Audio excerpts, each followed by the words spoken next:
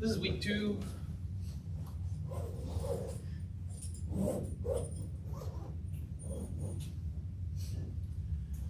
The stuff from week 2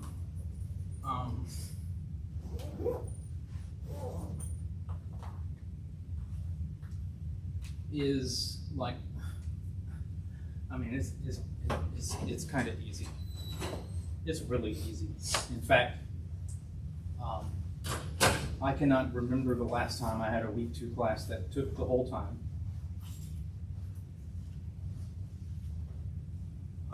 Even though this may seem like a lot, this we've already looked at. We're just going to talk about it some more.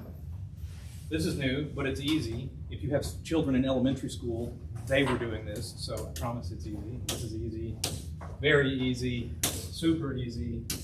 Over here's some math. So this is what I'll spend time on. All the rest of this is pictures. Looking at pictures to organize yourself, or pictures to organize your data, so that way you can make better sense of it.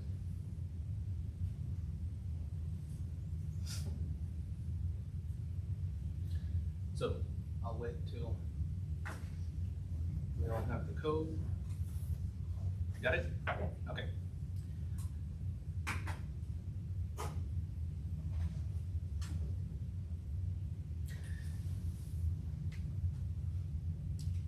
Histograms mean the same thing as frequency tables. If you have one, you have the other, and vice versa.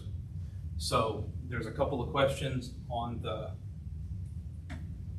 homework that ask you about that. And since we already started looking at it last time, we can go ahead and answer some of those questions.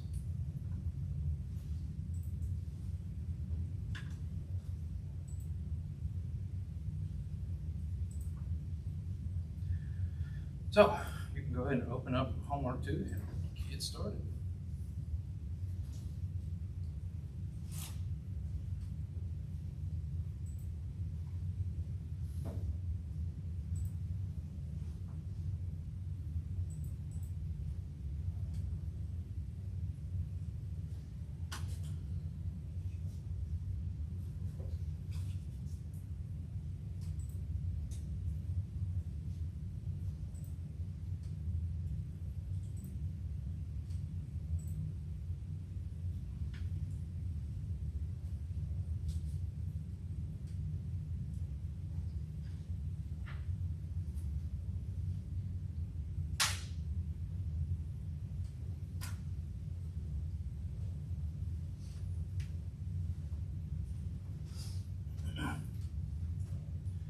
These numbers at the bottom, what should they represent?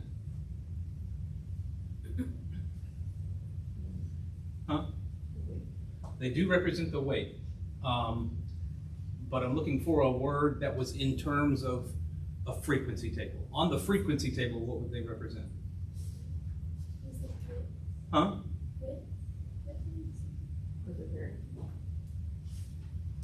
The lower class limits? These represent the classes. The classes. These are not the lower class Yeah, limits I here, realized that, sorry. but instead they're like the middle of the class for whatever reason.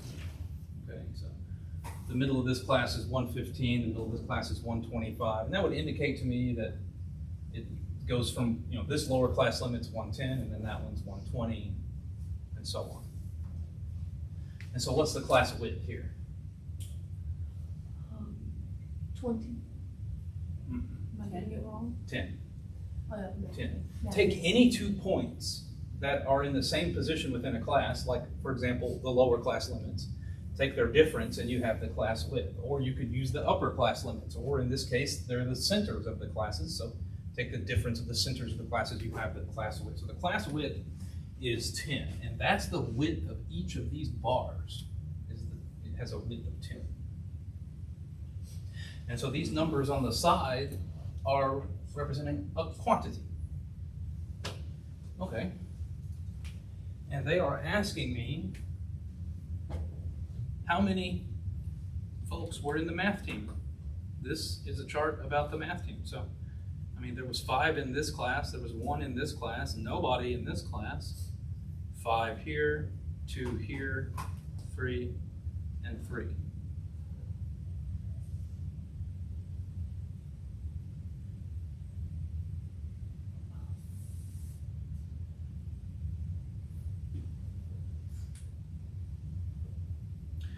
So I just see how tall each bar is and add up all those numbers. I hope I added it up right. Yeah. That's the whole question. So you kind of see what I'm saying, that it's a little easier this way. However, I could say don't, you probably will anyways, but try and not to believe that, oh, statistics is going to be a cakewalk, because it's weeks 2 and 3 are pretty easy. And then by the time you get to 4, 5, and 6, it can be tremendously and suddenly very much more difficult. I'll be there to help, but I don't want it to be a surprise.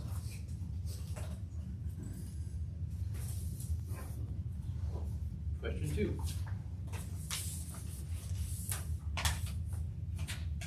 Here we have a histogram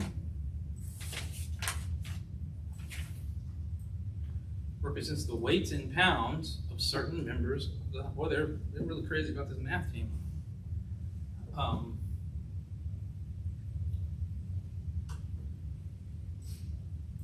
What is the class width?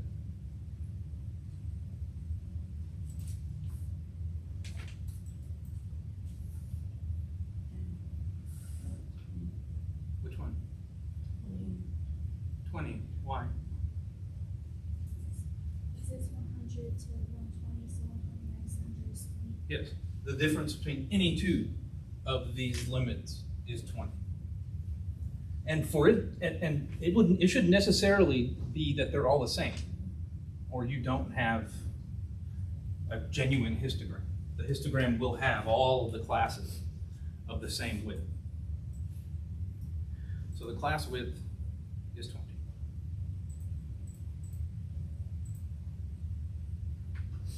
And they've got some more questions here. What are the approximate lower and upper class limits of the first class? That word approximate, should that even be there? That word approximate should likely be deleted, because 101 is approximately 100. And that, I don't think, would get you the right answer. The first class has a lower class limit of 100. What is the upper class limit of the first class? 120. That's the lower class limit of the next class. 119. Why is it 119 and not 119.999? Because that's part of the next class.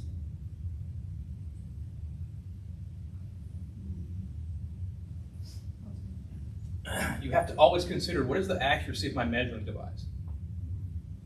So when they have weighed these people, it was in pounds. And it was not to the 10th of a pound or the 100th of a pound or anything like that. So since we aren't collecting data more precise than to the pound, then our upper class limit can be no more closer to 120 than 1 pound. So 119 is the upper class limit of the first class.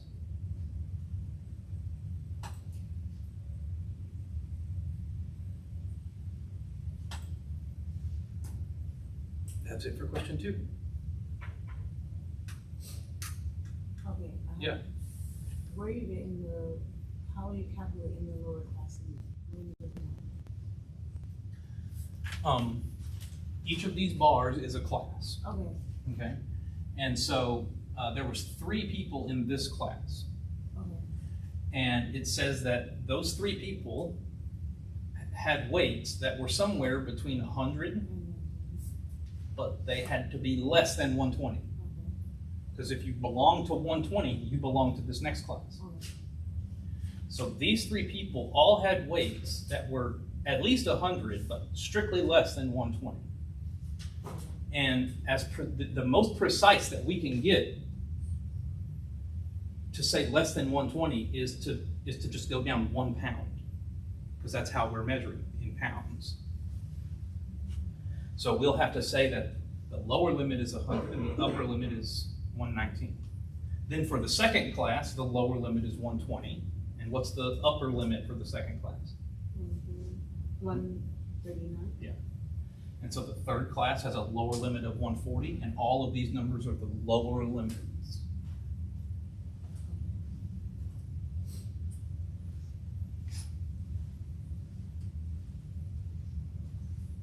Anything else?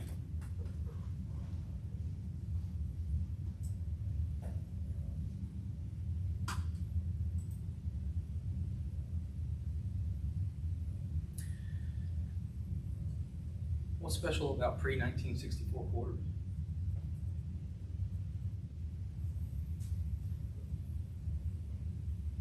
I think they were all made of 90% silver. Because, yeah, for sure, they were all made of 90% silver. I don't know. So, if you see it in the pre-1964 quarter, it's probably worth more than 25 cents. Yeah, you're right. 90%. And they've gathered together a sack of these quarters, and look at how they've weighed them. Look at the precision of their measuring device, right? It's to 3 decibels. Okay. And we have this frequency table. Now there is a boxes right here to open it in StatCrunch, but when you have a summary like this, that isn't going to do anything for you. StatCrunch can't help at all if you have a summary. It can only help when you have the raw data. Like if I had the actual list of what each and every quarter weighed, then I could do something with it. I could use it to make a histogram or whatever. And they're asking us here to choose the correct histogram below. There's only 3 options. And so we should look at what's going on in this table and see if we can figure out which histogram it is. We know there's a correspondence. And this should be pretty easy to figure out, because in our frequency table, it starts off at 2, but then it goes up, up, up. And then it doesn't go up anymore. It starts off and it goes up, up, up. This one starts off and it goes up, up, up, up. So it can't be this one. This one starts off and goes up, up, up. So it might be that one. Let's check the third one.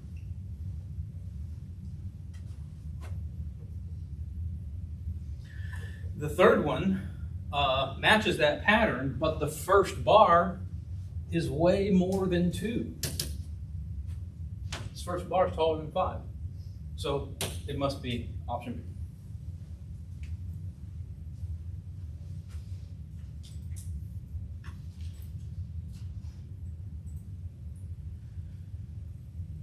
Now, in the last class, we had that one question where they brought up this idea of the normal distribution.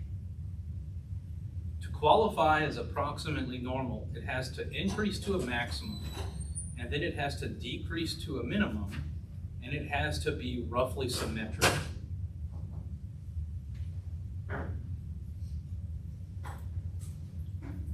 Let's get this code real quick. Yes. So an approximately symmetric, an approximately normal distribution will be, say what? It will be symmetrical, or mostly symmetrical, but it has the increase to a maximum, decrease to a minimum. And those, and sometimes it's up for someone's interpretation, right? Because one person's symmetric might be another person's wildly asymmetric. Let me draw you a picture of what the normal curve really looks like. You know, it just looks like this. In fact,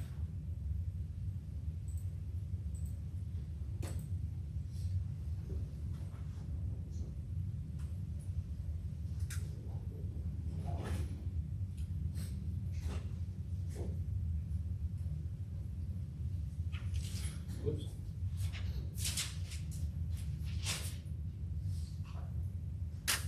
It's a graphing calculator from online. Let's see.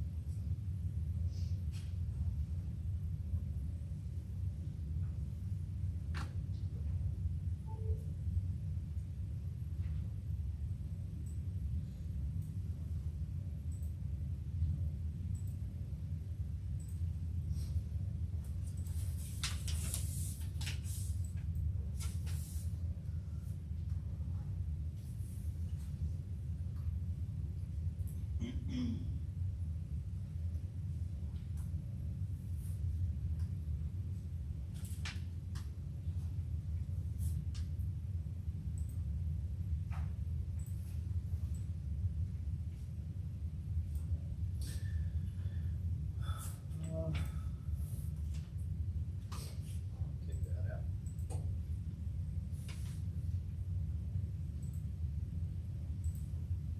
Bear with me.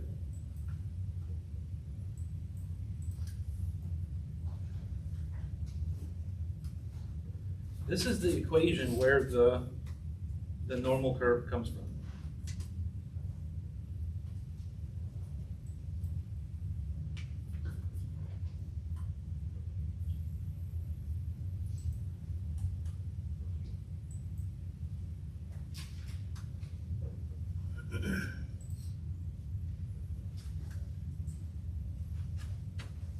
I don't know if you can see it right there.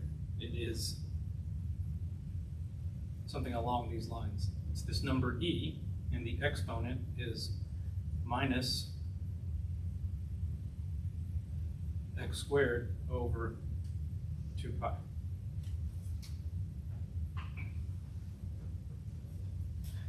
This is the normal curve.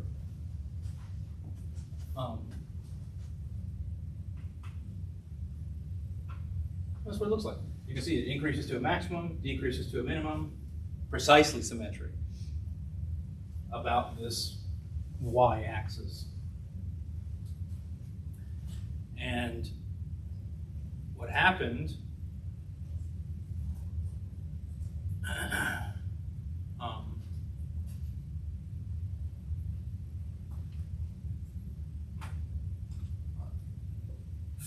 for a very long time, it was unknown what the area was under this curve.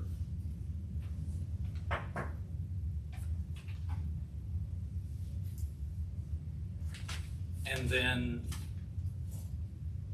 you guys have heard the last name Bernoulli. What was it? Bernoulli, scientists, people, family of scientists. Never heard of Bernoulli? Google it. Tell me something famous the Bernoulli brothers did.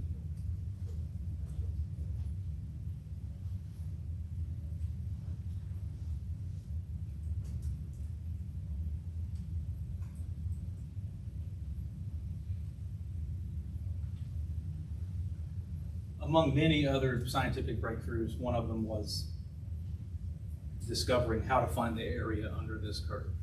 And it turned out to be important because the area under this curve is 1, is the number 1. What did something famous Bernoulli did? So apparently, you said it's a family, so it's Yeah. a bunch of them. Yeah, there's a bunch of them. Pick one. Whichever one has the most claim to fame.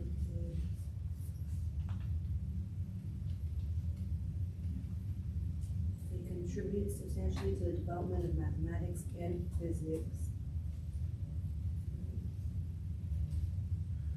I mean, there's like a Bernoulli Principle. What is the Bernoulli Principle?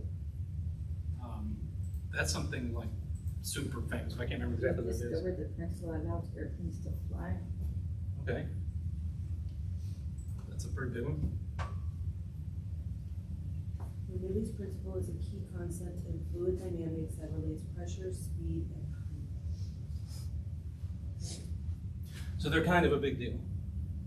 And it was because of one of those brothers that they discovered what the area was under this curve. And what that meant to them was then that they could use it as a probability distribution. They could use it as a histogram, basically. If you could imagine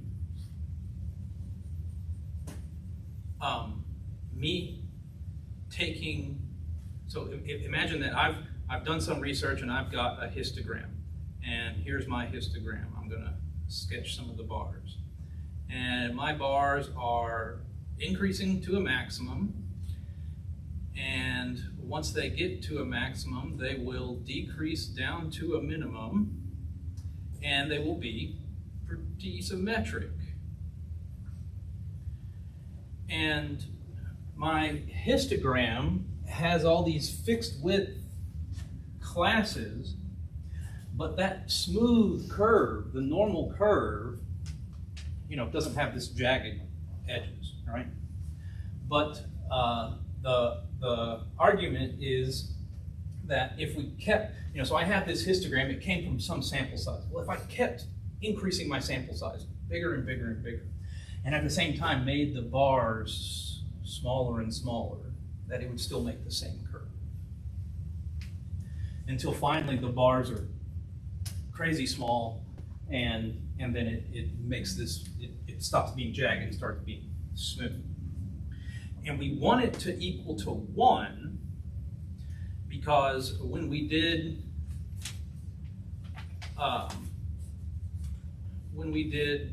if we had a frequency table, so here's my classes, and then I had my frequency table, but then I could do a relative frequency table, right?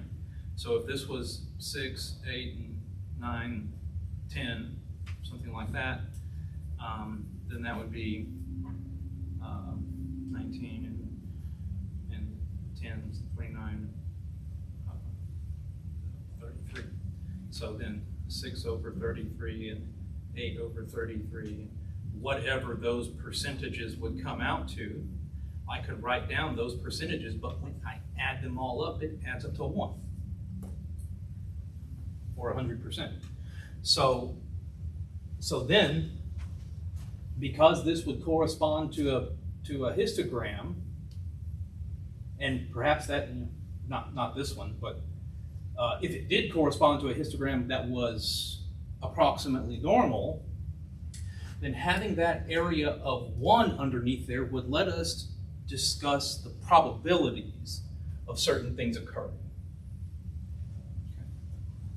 So we will absolutely be talking about that in depth very soon. The idea of probabilities being associated with this normal curve. But for now, the normal curve is just this smooth curve, goes like that. People call it the bell curve sometimes. It's actually called normal.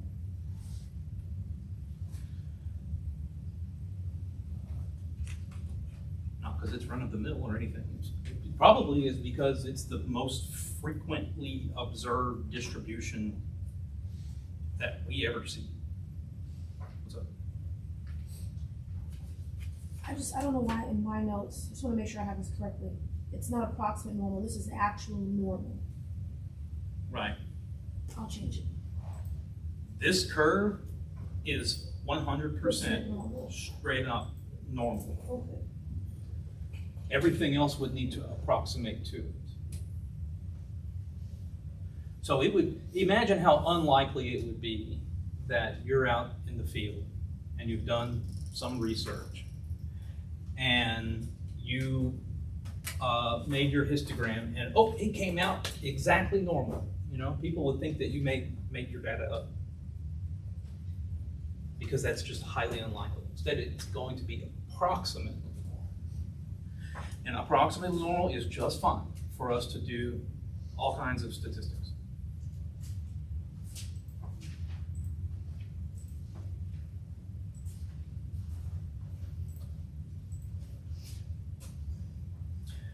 All right, so then this histogram is approximately normal, increases to a maximum, decreases to a minimum, roughly symmetric.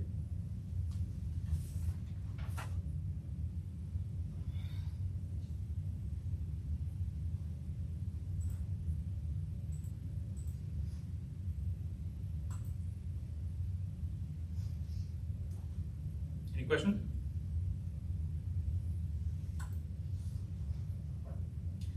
Now it's going to change to our next topic.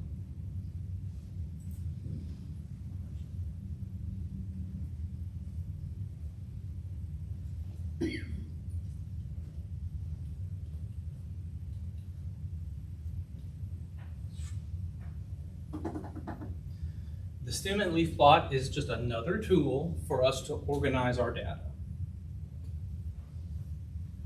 The thinking is this, that I will take some number.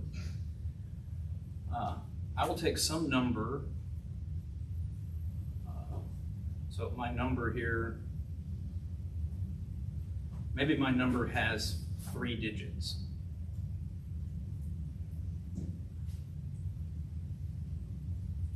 Has 3 digits, like 110 has 3 digits.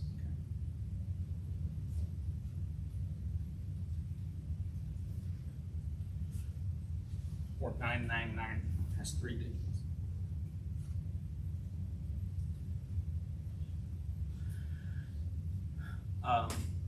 Then what we will say is that the last digit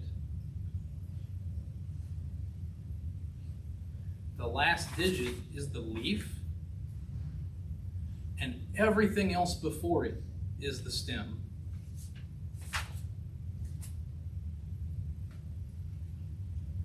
The last digit is the leaf, and everything else before it is the stem.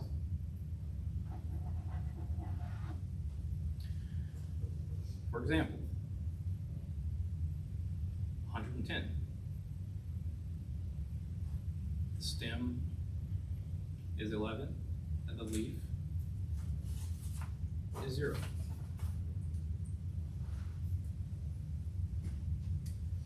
So what this enables us to do is, if I had like a bunch of data, and maybe in my data there's like 110 and it shows up 2 or 3 times, and then there's 111, and then 113 comes up 6 times. Well, I don't have to write 113, 113, 113 over and over. I can just have the stem of 11 and just put 3, 3, 3, 3, 3. A leaf for each number. A leaf for each data point. So my stem and leaf plot will have a leaf for each data point. It will have a stem for all required.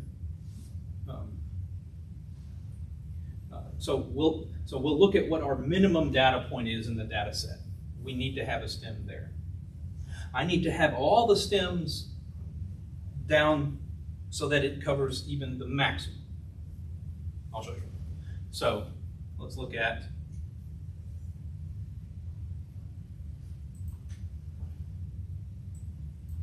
we have 20 numbers here.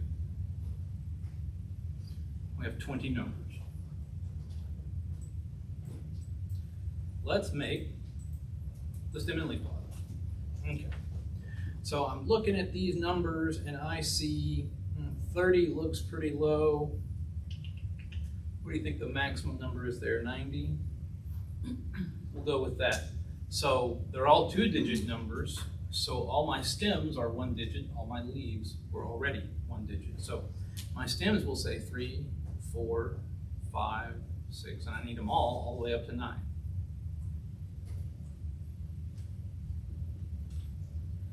I put this vertical bar to indicate who's a stem and who's a leaf.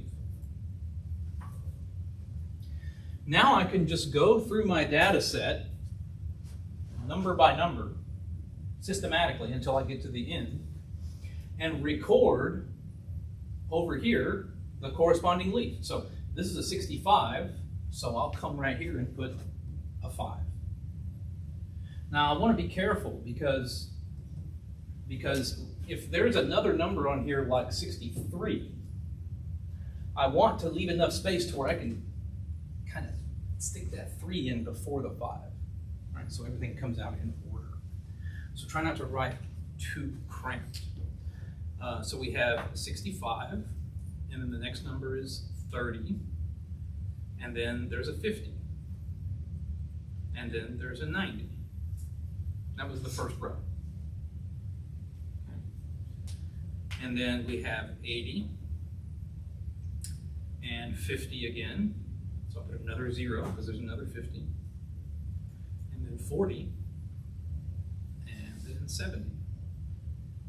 That's the second row done. So I've done 2 rows, that's 8 numbers, so that's why I have 8 leaves. 1, 2, 3, 4, 5, 6, 7, 8.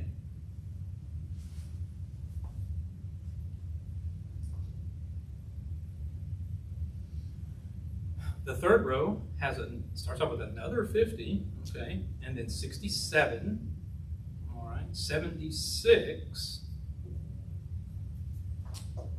58, 56, 63, another 65, and then, ooh, a 60. Okay, time for the last row, 77, and then 70, 41, 86.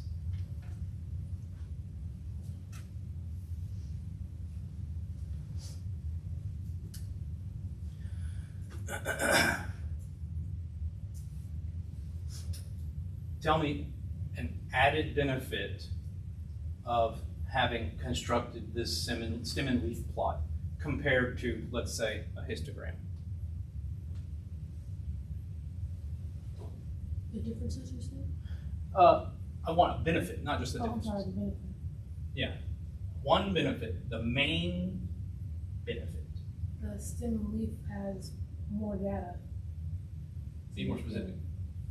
Um, So it's true that it retains the raw data. That is true. That is a pretty big benefit, but go further.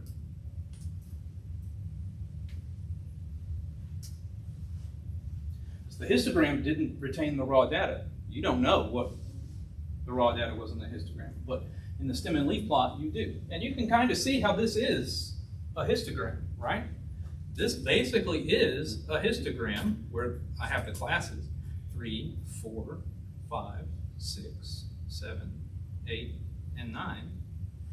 And the first bar has a height of 1, and the second bar has a height of 2.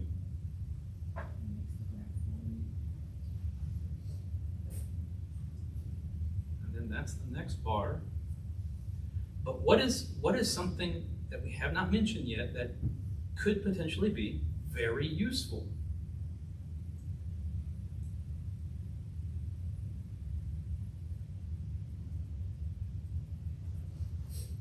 It does contain the raw data, and that's extremely helpful, but To know if it's symmetric or not?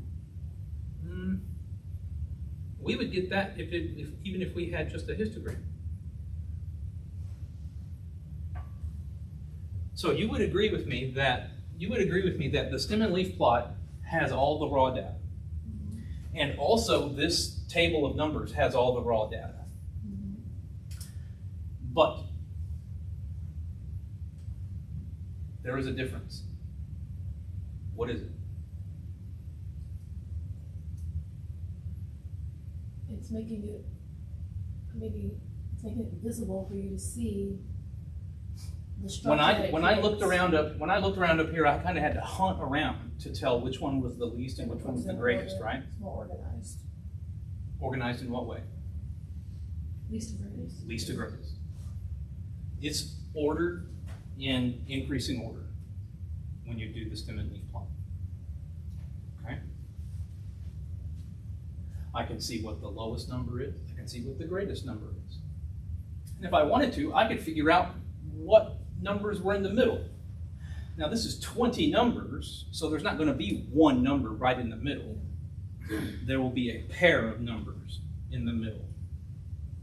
How could I, so I'm going to erase this original one because it's less convenient than the other one. How could I, whoops, instead of just counting, how could I systematically find which two numbers here are in the center of this sorted list? Instead of counting? Yeah, I don't want to count. I mean, I don't want to, I can count, but what are you going to do? Give me a system that finds the two numbers in the middle.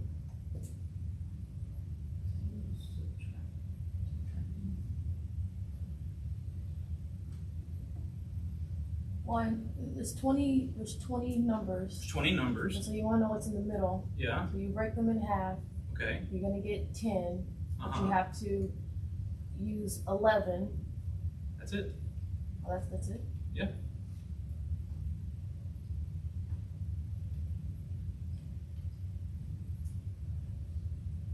Here's the first 10 numbers. Here's the last 10 numbers. Right? If I just label them, I say you're number 1, you're number 2, number 3, number 4, number 5, 6, 7, 8, and so on. And so since there's 20 of them, you've got the first 10, you've got the last 10, and these must be the two in the middle. Numbers 10 and 11. So 63 and 65 are the two numbers in the middle. That's going to be important because we're going to talk about what it means to be a median. And they probably even ask us here in this question, which two numbers are in the middle. If not this one, then the next one. Okay, so I should figure out which one was mine, and that's option B.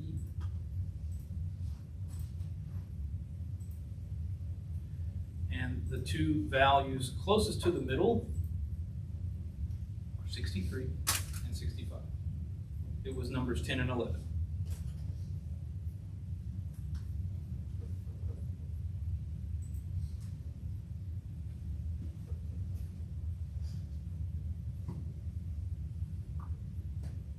We good? What's up? So, how did you get 63? We had 20 numbers, right? Do you agree that you could break up that 20 numbers into the first 10 and then the last 10, right? So the end of the first 10 numbers is 10, and the first of the last 10 numbers is 11. So when I sort this list in order, when I take all this data and put it into order, that's what this table does, or this stem and leaf plot, it's in order now. If I just count over which one is in the 10th spot and which one is in the 11th spot, then those must be the two numbers that are in the middle of this sorted list of 20, right? And so 1, 2, 3, 4, 5, 6, 7, 8, 9, 10, 11. So 63 and 65 are numbers 10 and 11 in the ordering, okay?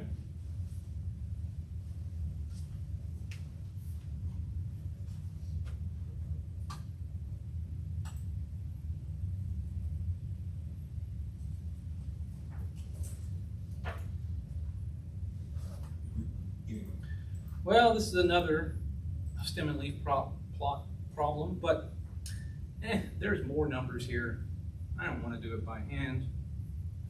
We have the raw data. We can use StatCrunch. So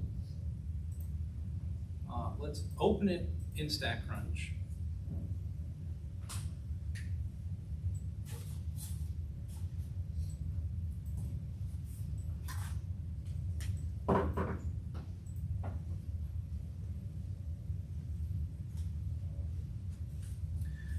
I open it in StatCrunch, and what do we have here? We have diastolic blood pressure measurements.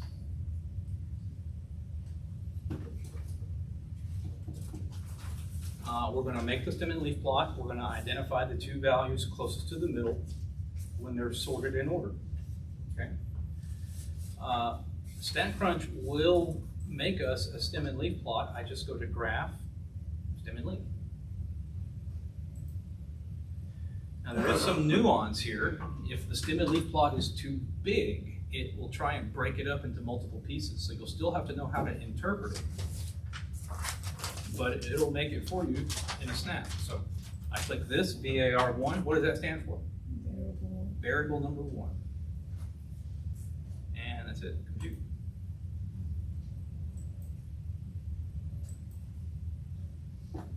There it is.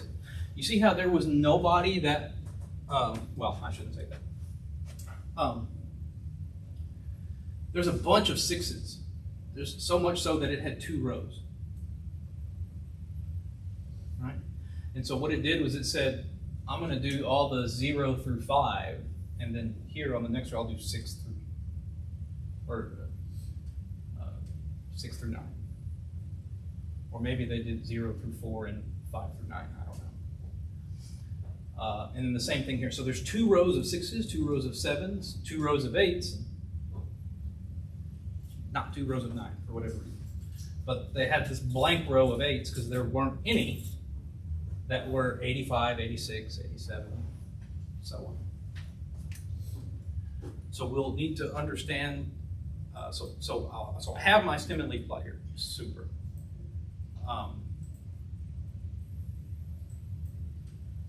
I'm going to come down here, and they've only got spots for me to enter 4 stems. Right? So my stems are 6, 7, 8, and 9.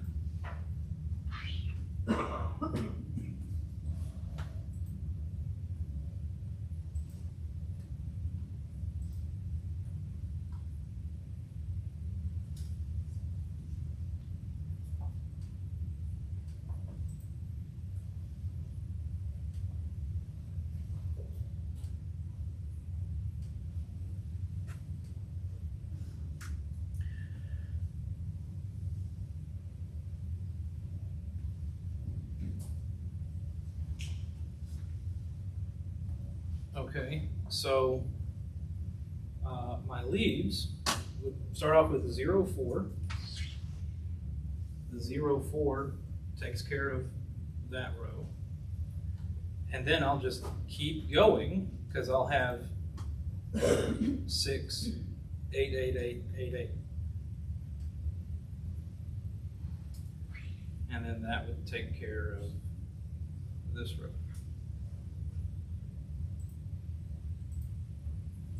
For 7s, I'll have 0, 0, 0, 2, 2, 2, 6, 6, 8, 8.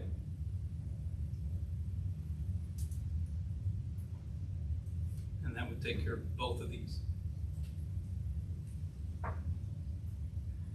And then for the 8, I have 0, 0, 4.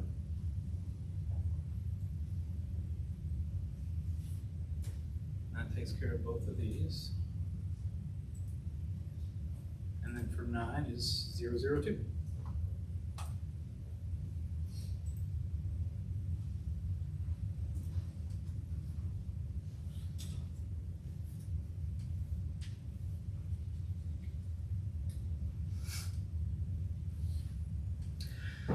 Now, how many numbers did we have here?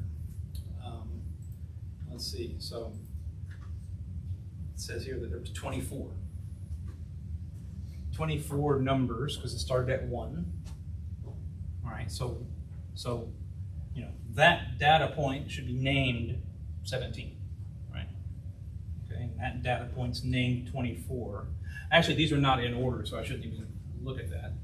But there are 24 data points, and 92 is named number 24, and 60 is named number 1. So which, you know, so from 1 to 24, which 2 are the ones in the middle? 12 and 13. Because from 1 to 12, that's half of 24. And then 13 to 24 is the next half. So 12 to 13, let's see, well, there's 5, 6, 7, 8, 9, 10, 11, 12, 13. 72 and 72.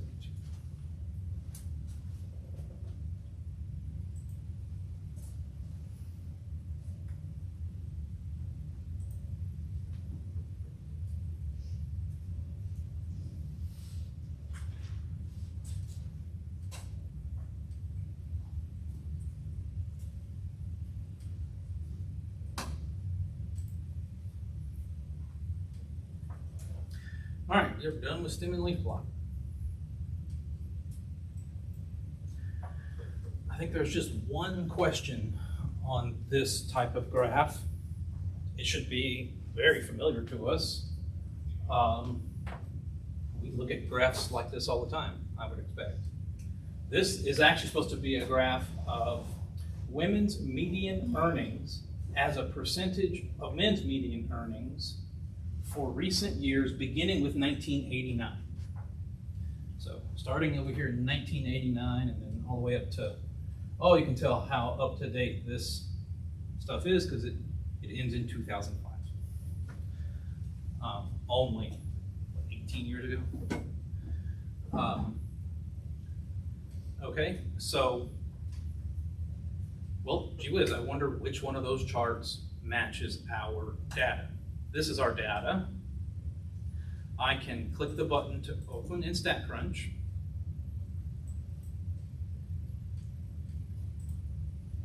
And it imports it straight in. Look, it even named my columns with the appropriate variable name, year median earnings. All you would want to do is go to Graph, Scatter Plot. Because what happens is they call it a scatter plot because it looks like a big scattering of dots. And then we'll just click an option to have it connect the dots. Now the X variable was on the horizontal axis, that was the year. Earnings was on the vertical axis, so that's the Y variable. And we will display both points and lines. So I'll hold down my control key on my PC, but on my Apple computer, you would hold down Command. And the Command key is the one that looks like this. Hold down Command and click the other one, and then you can pick multiple things. Okay, so, and that's it. For what part do you have to do that? Well, I would suggest, you have to tell it where the data is, right? Then you should desire the option to have it select both points and lines. If it were just points, this is what you get. And so you can see the name scatterplot. Points and lines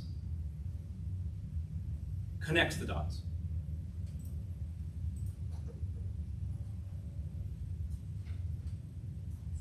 Points and lines connects the dots. And I'll even do one more thing here that you don't have to do, but I'm going to do.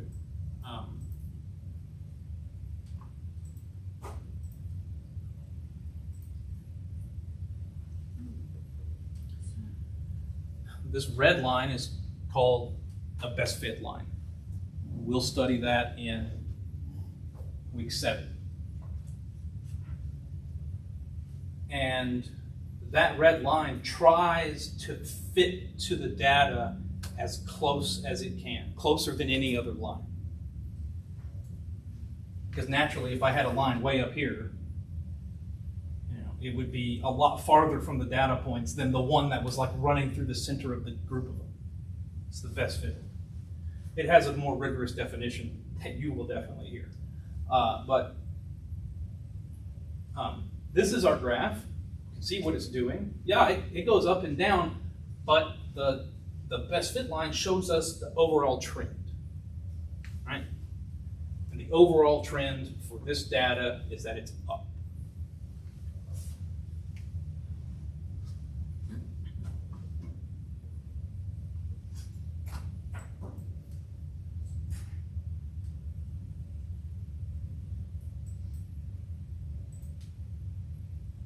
So, not too hard to pick which one's the right graph.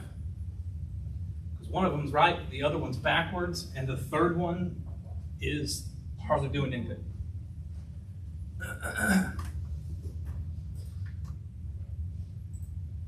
And then we need to pick what we're going to say about the trend. There is a general upward trend, though there have been some down years.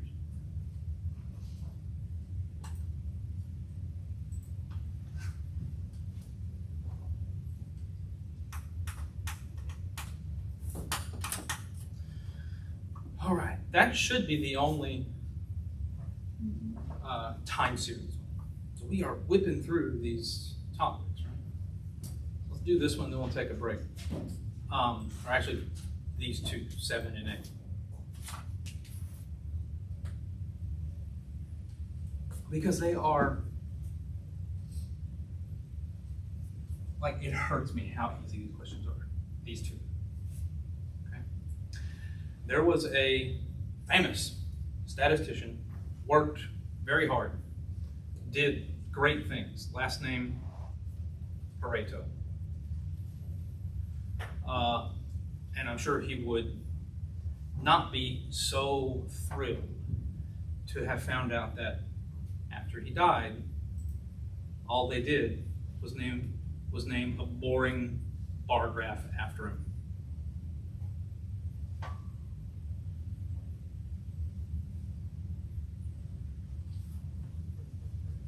We are asked here to construct a Pareto chart. A Pareto chart is a bar graph whose bars go in descending height. That's it. Bar graph, descending height. If that happens, you can say the graph is Pareto. So, looking at these, A and D are both Pareto. All I need to figure out is which one matches this table.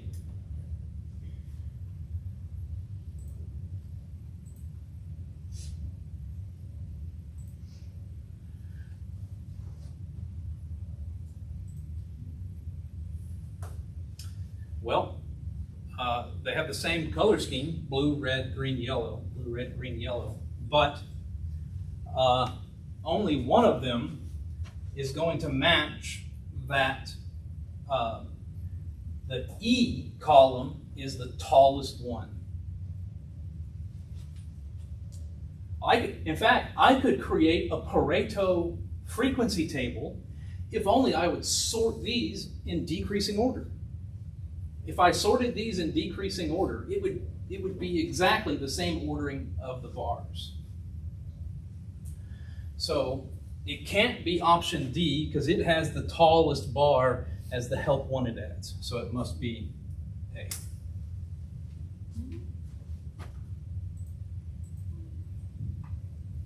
Get it? No? Can you say that one more time? I'm thinking It was a mouthful. wrong. I can try. I'm thinking wrong. I was thinking C. Well, I might be. What does Pareto mean? It means Descending it's a order. bar chart, decreasing height. Mhm. So immediately I throw away these two. Those aren't it. Okay? So it's perfectly descending. No. Can't go up and down. I get It you. just goes down. Starts with the tallest one and goes down. Now look at your table. That's what threw me off. Which one has the highest frequency? 273. Okay, so that should correspond to the tallest bar. Yes. The bar named E. Yes. So it can't be this one because that one has the tallest bar as age. Okay, Okay. I see. Gotta look at all the details. Yeah. Right? Okay, I get it now. Okay. Okay, let me make sure this is That's a Pareto chart. Evidently, according to this Pareto chart, which has its tallest bar as executive search firms, if somebody's going to ask me which one seems to be the most effective, then obviously it's the one with the highest frequency. Because this was a table about how people get jobs. So conceivably, this table is people that were looking for jobs and got jobs. So if they're reporting that they're having this wild success with executive search firms, then that should be the best way.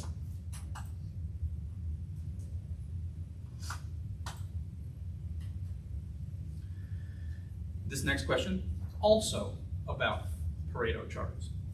It's just ever so slightly trickier. They would like for us to select the pie chart that I guess corresponds to this frequency table and this Pareto chart. All right, because this is a Pareto chart. It's the same type of deal. You have the different ways to find a job, and it's Pareto.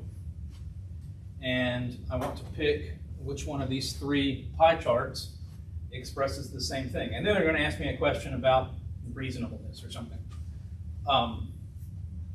Okay, so obviously I want the big slice of the pie to be E. That one does it, this one does not, and this one does not. So it's got to be this one. It's the only one that has the biggest piece in red, which is what E is.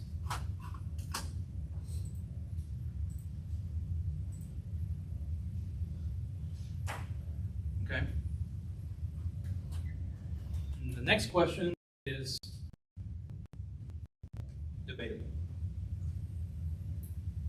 as to if the answer is really what they say. Compare the pie chart found above to the Pareto chart on the left. Can you determine which graph is more effective in showing the relative importance of job sources?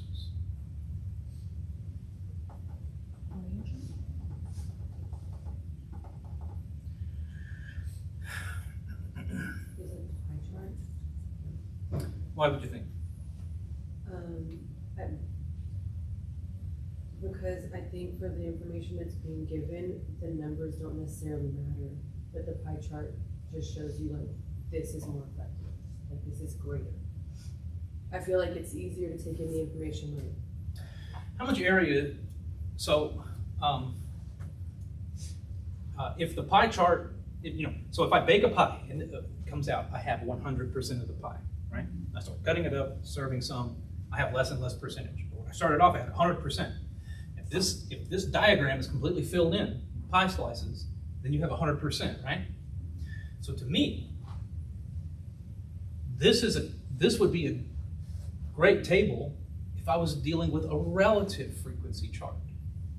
Because look at how this one says, oh, the help wanted ads has, I don't know, about 60, 70% of the whole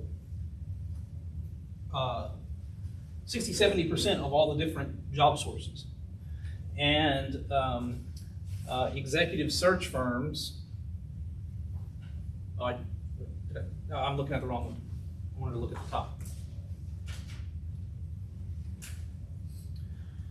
The help wanted ads has, 20%, 15, 20%.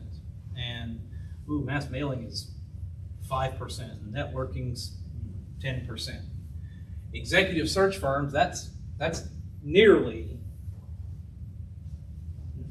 I would know what 3/4, I would know exactly what 75% looks like on a pie chart. And you can see that the red one's a little bit less than 75%. And that's all dealing with relative frequency tables. So when they have this word here about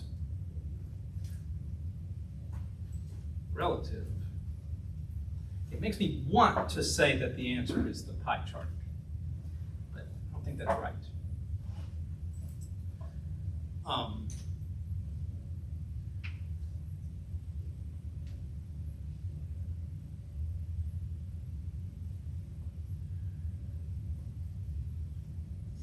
And here's one reason. Without that Pareto chart, without that frequency table, I don't actually know what the quantity was associated with the executive search firms. I mean, this could have been a pie chart that was about 10 jobs, you know, and you had 7 of them here, you know, 1 there, and 2, and 2. But the Pareto chart tells me a number, right? At least an estimate of a number. So I'm going to go with that the Pareto chart is more effective in this case, only because the pie chart didn't have any numbers.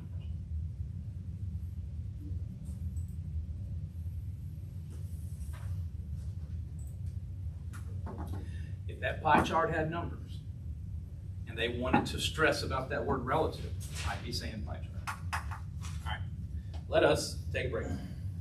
It's 1:42, so we'll meet back here. 1:52, and keep moving.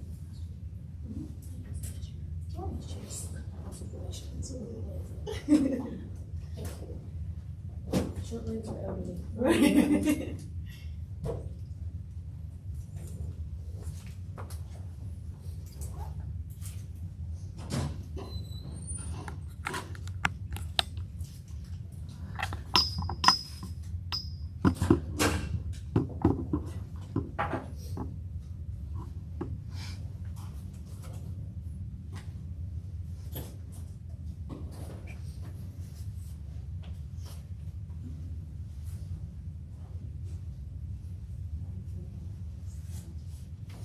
No. I'm staying after class to study and yeah. Because literally after class last week, my life just like blew up. My kid was sick. I'm getting into it. So yes, I'm just not too. So she has me just come down. She was like very super. But I'm overwhelmed. I felt better after we walked out of lecture. I'm overwhelmed. It's a lot.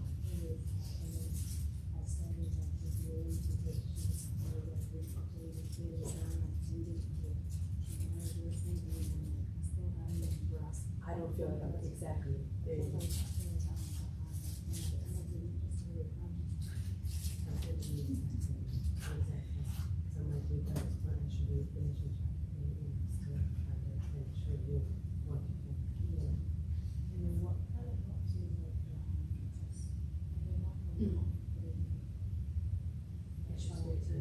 And honestly, like as I was going through it, I didn't think about me just saying how you have to answer some of these questions and sense and wording. So I feel like with the chapter 2, getting to that chapter test, it took me forever because I'm sitting there reading the question and then rereading the question. And you know, there was times where I did pretty good in it where it's like I'm sitting there staring at it. I think it's one thing. I read it 20 times and then I put my answer, check it, and it's gone. You see, so it's just like, oh crap. Which also makes me feel really uncomfortable because it makes me feel like I have to spend that amount of time to do it.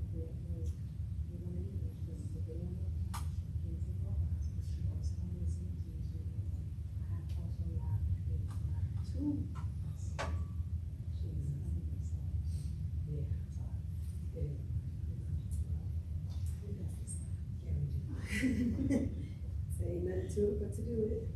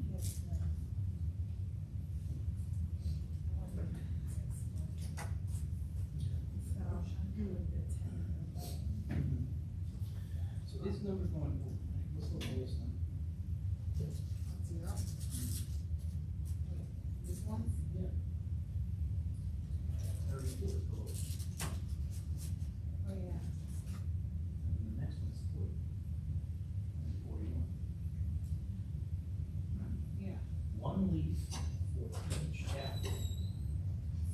So all your data points are now sorted. Count over to the data points in the 10th and 11th position. So you have 4, 2, 3,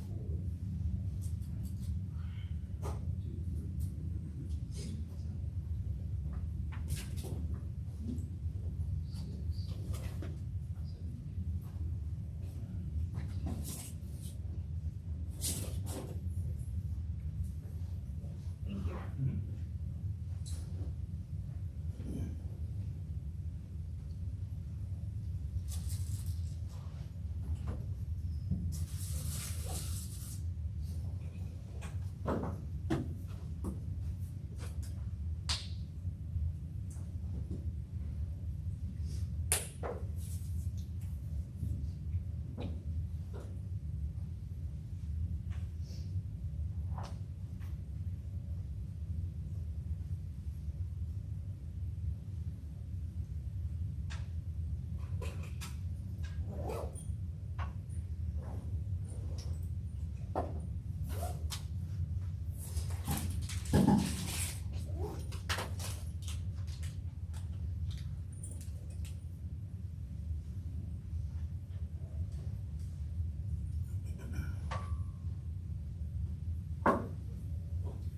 frequency polygon.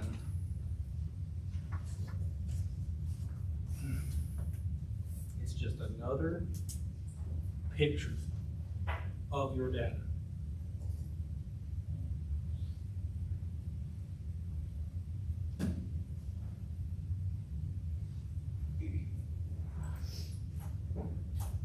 If I have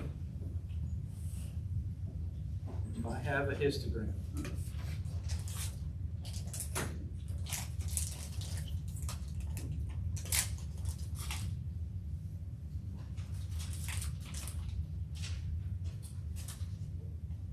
here's my histogram.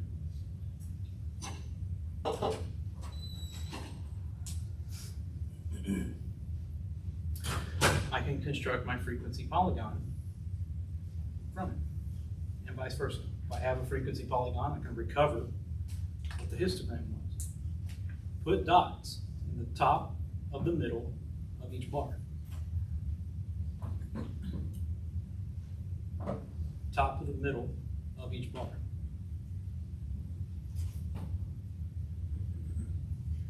Connect the dots with straight lines. Connect down to the axis. Then the thing in red is the frequency polygon. Tops of the middles of each bar connect down to the axis. That's it. Did you say it creates a frequency poly? Did I hear that? Polygon. Polygon. Polygon. Oh, Polygon where it's like a shape with multiple sides, with some geometric shape. okay.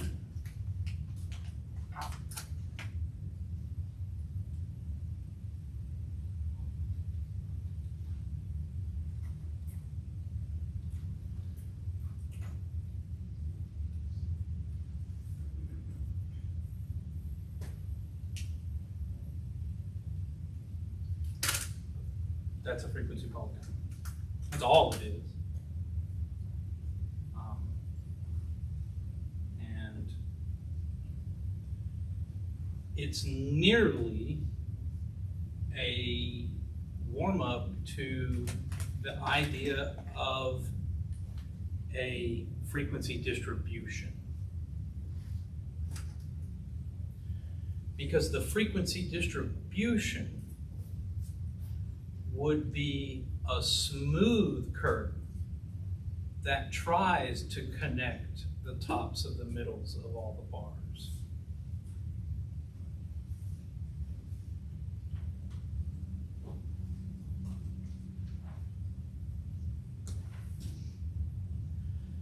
So the frequency polygon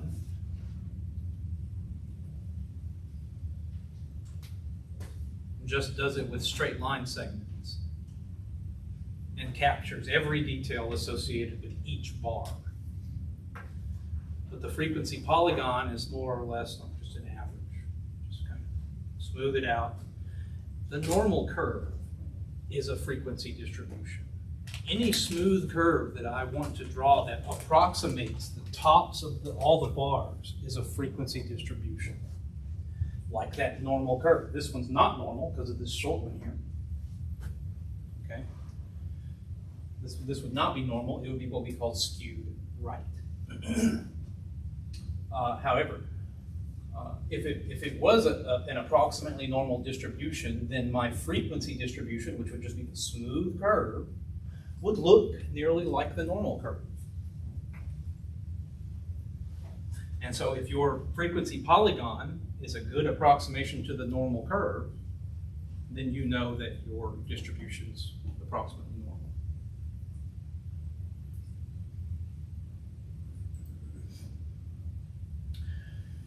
All right, here we have the very fun topic of tornado frequencies. Have their different classifications.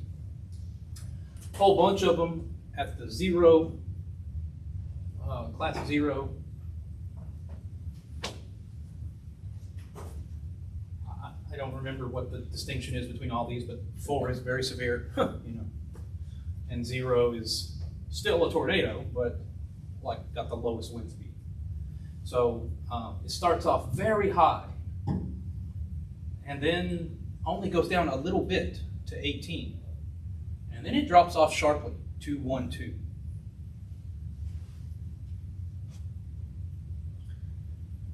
Okay. So which one's it going to be? D. Why is it not A?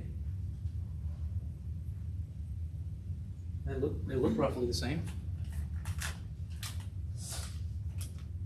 But then after the 18, it goes down to 2. Yeah. And D has a sharp increase.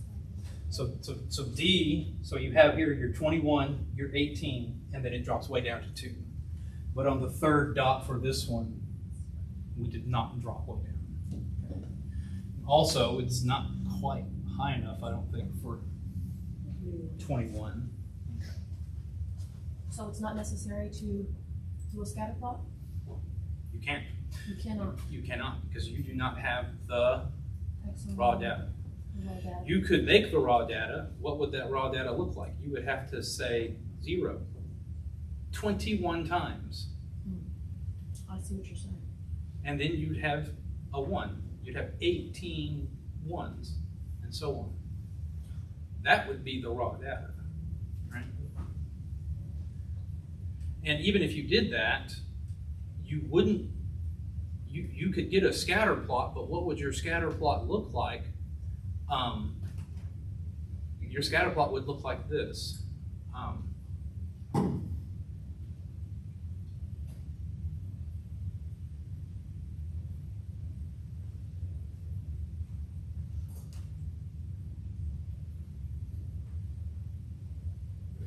Your scatter plot would look like this.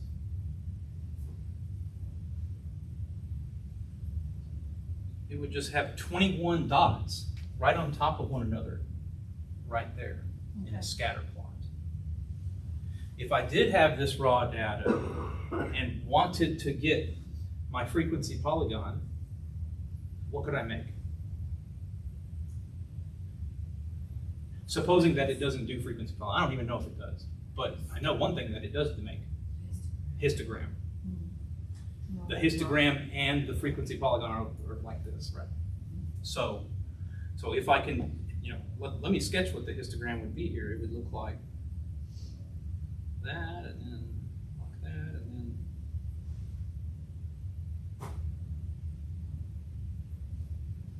there's my histogram. Okay.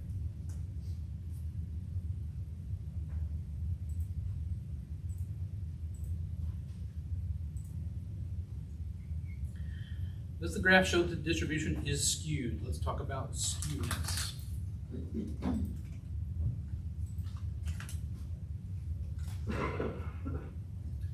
So we already know what normal should look like.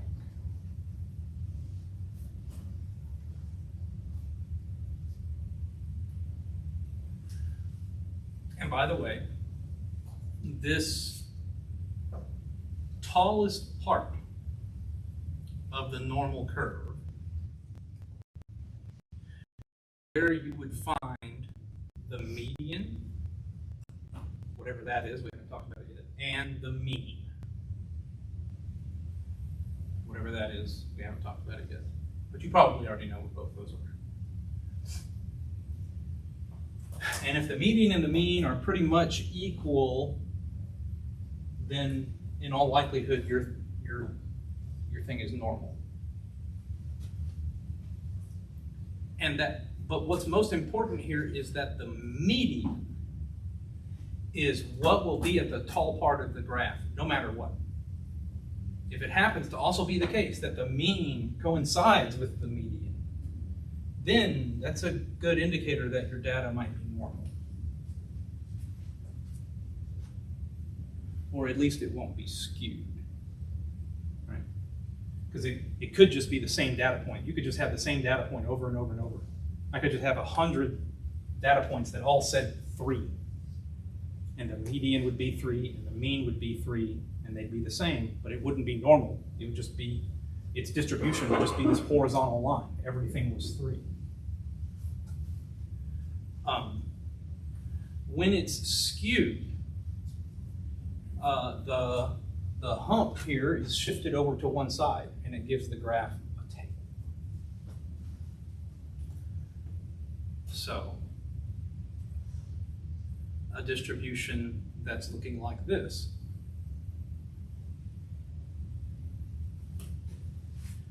A distribution looking like this would be skewed to the right.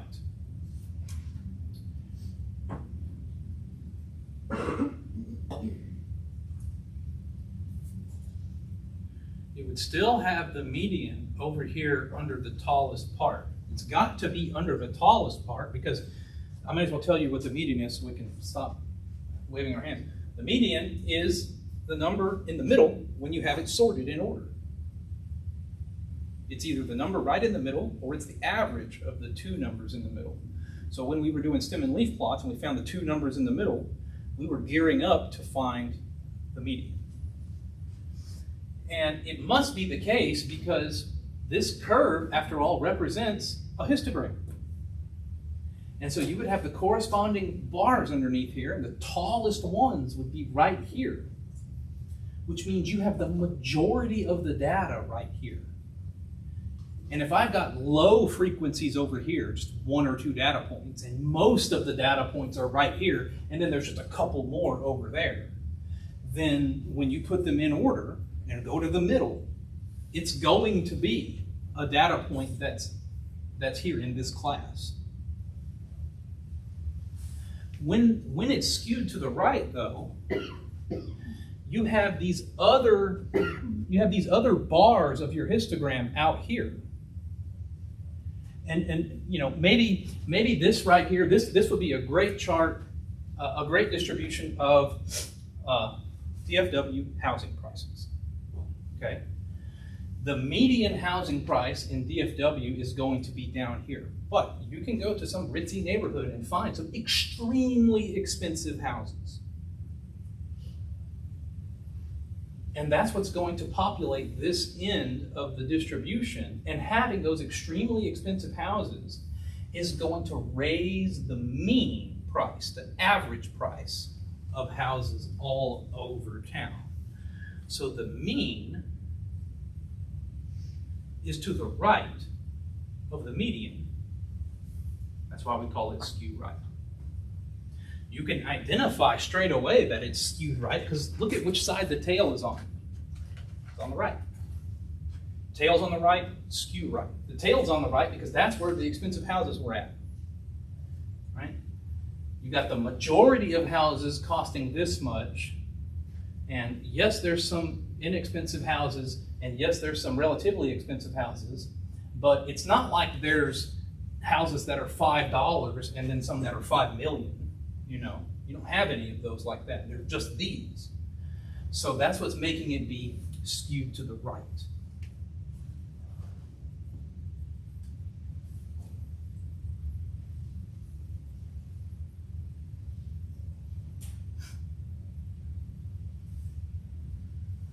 Well, the other type of skewedness would be skew to the left.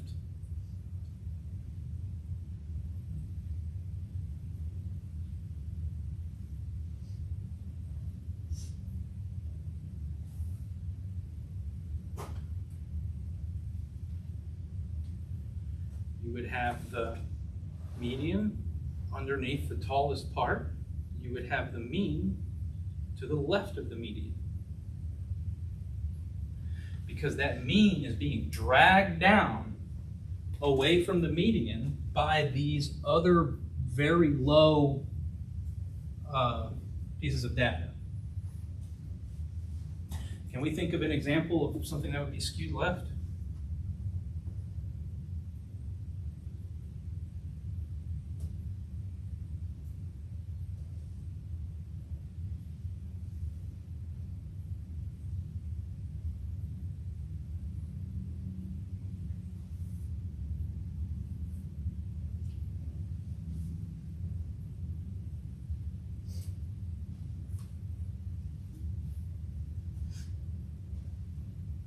So normally this one is the only one I can ever think of, but while we were sitting here waiting, I thought of one for this.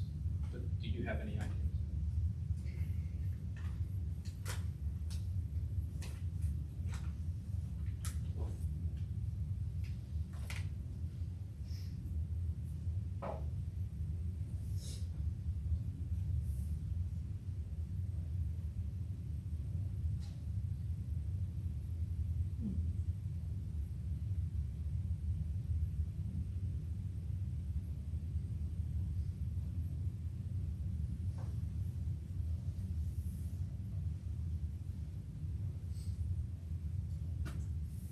Actually, that might not be a good example. I found one, and it was the age of death. That's exactly what came Age to of my death. mind, but I didn't want to say that. Yeah, that's a pretty good one. I had thought of that, but then talked myself out of it. But yeah, can we argue why? Without reading the paper? Because naturally people die when they're not very younger. So what would be my horizontal axis here? The age. The age you died.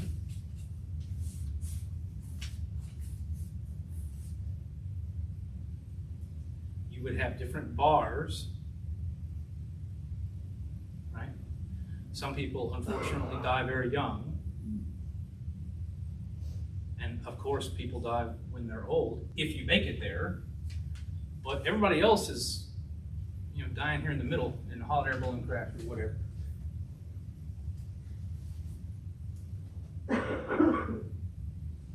Okay, that's a great one. Thank you. Skew left, skew right, normal. We are going to end up talking about another one called uniform.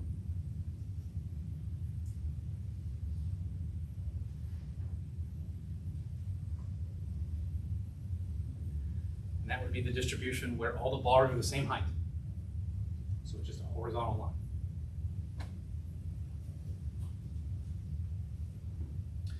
A uniform distribution is symmetric, but it does not increase to a maximum and then decrease to a minimum, so it cannot be normal. And the skew left and skew right distributions are not symmetric, so they cannot be normal. All right then, so all that said, is this distribution skewed left or right or normal? Right, skewed right. You look at it and you say, I'm gonna cut it right down the middle, tails on the right.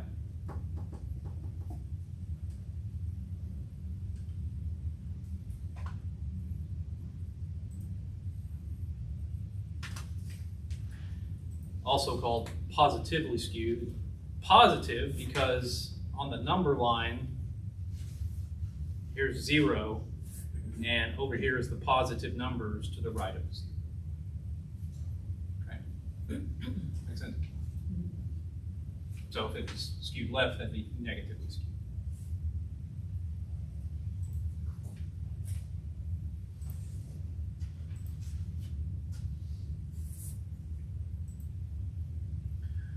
All right, questions 10, 11, 12, 13, 14, 15. We are now finished with the charts stuff. We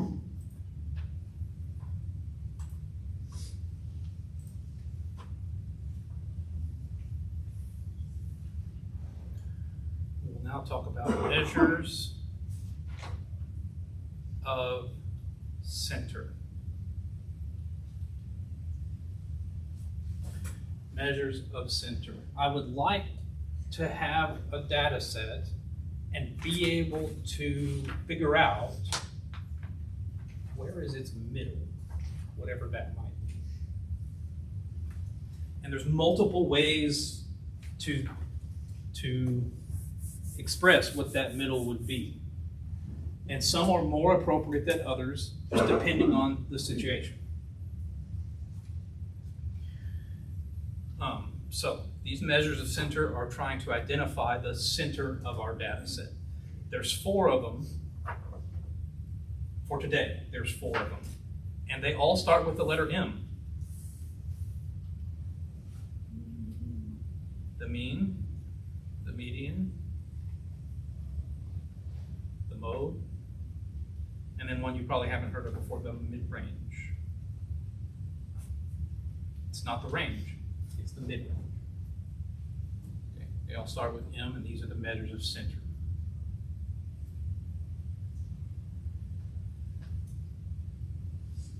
To properly discuss these, we need to talk notation for a moment. From now on, for the rest of your academic career, for the rest of your actual career, anytime you ever read a paper, forever, the lowercase symbol n, in the context of statistics, the lowercase symbol n indicates how big our sample is. Everyone on the planet is using lowercase n for that. It's our sample size.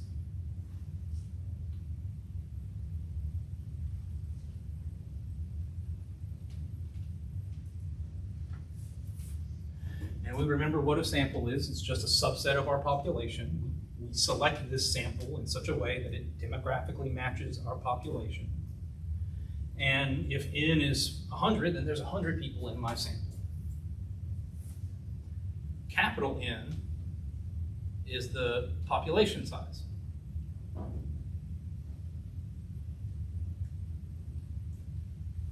Now remember, you could make the population whatever you want. If you want to do a study that's just about West Coast University students, then N would be the total enrollment. Capital N would be the total enrollment, and lowercase n would be just whoever's in your sample. If my study was about Americans, then N would be whatever it is now, 300 and, I forget, 50 million or something like that.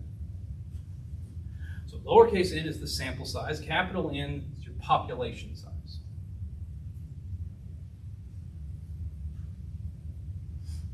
We've established those.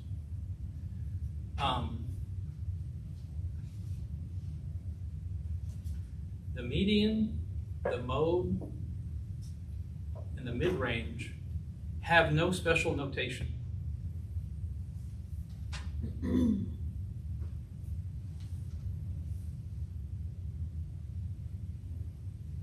No special symbol that represents those. So you just write the word. Or if it's the median, you just put MED. That's what I do. However, the mean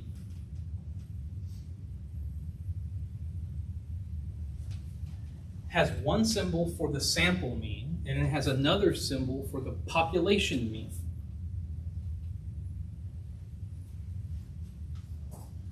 Right? Because if my population was West Coast University students and I wanted to know, the population mean age, well, I could just find the age of every student here. I could compute it because I would have access to the data for the entire population. Population mean. Population mean, sample mean. And with one exception, with just this exception here, this is the sample, this is the population. Here for population size, it was this capital N, but everywhere else, if it's a population, it's going to use a Greek character. And if it's a sample, it's going to use a Latin character. So the mean will use this Greek character called a mu.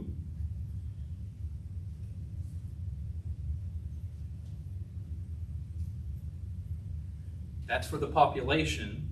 If it's for the sample mean, then it's x bar.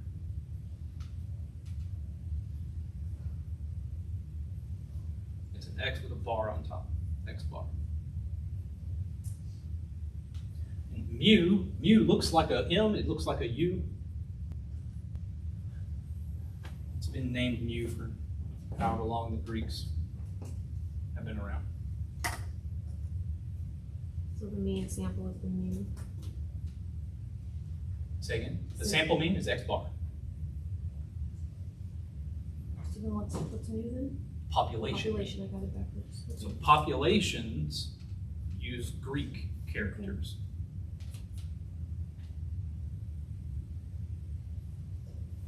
Samples use Latin characters.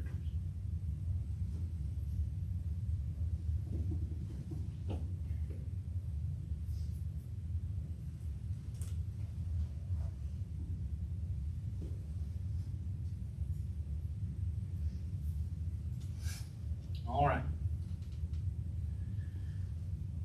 So, time to write down the formal definitions. You can imagine, I mean, I'm sure you know about the mean.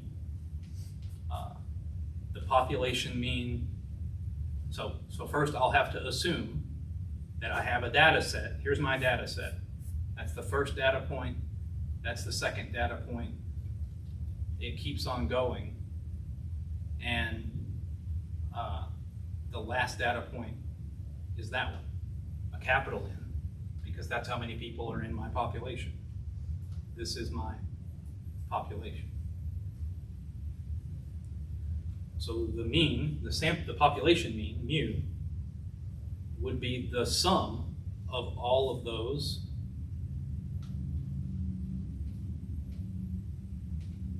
divided by however many there were. You already knew that though. Right? It's the average.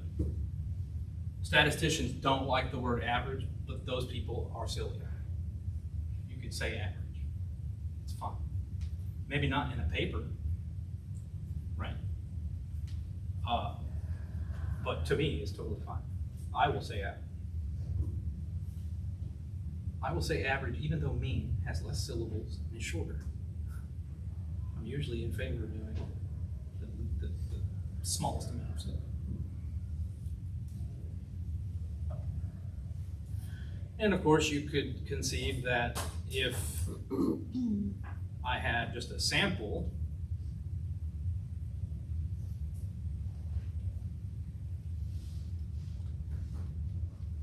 where I only had lowercase n many,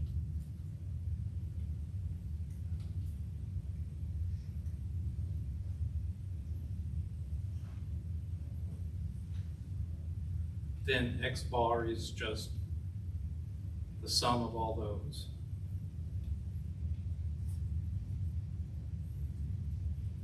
You divide by lowercase n. Now, these are the formulas. You have them, but it had better be a small set before I'm going to want to get out my handheld calculator and compute this. We have StatCrunch. And StatCrunch is going to automate the process of finding these numbers without us having to make a mistake. Right? Because when we're typing stuff into a calculator, we can make a mistake. And there's really not any true advantage to having you compute these by hand.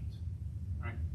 I'd prefer no mistakes more than I'd prefer your labor on finding this. Okay. So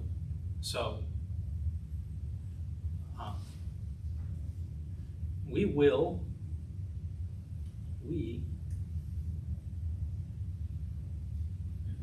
I'm going to say will.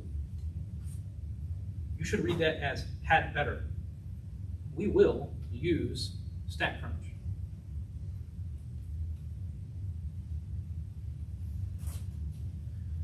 It's going to be very easy to upset me at the end of the semester if I get your signature assignment and it is riddled with overly detailed calculations that we were supposed to use StatCrunch for, especially the stuff that we're going to cover in later weeks.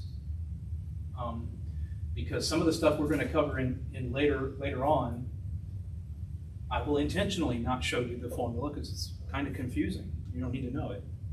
The computer's going to do it for you. The important part is to interpret the numbers that you're getting. And it seems like every semester lately, I've been getting signature assignments from folks that make like a B the whole semester, and then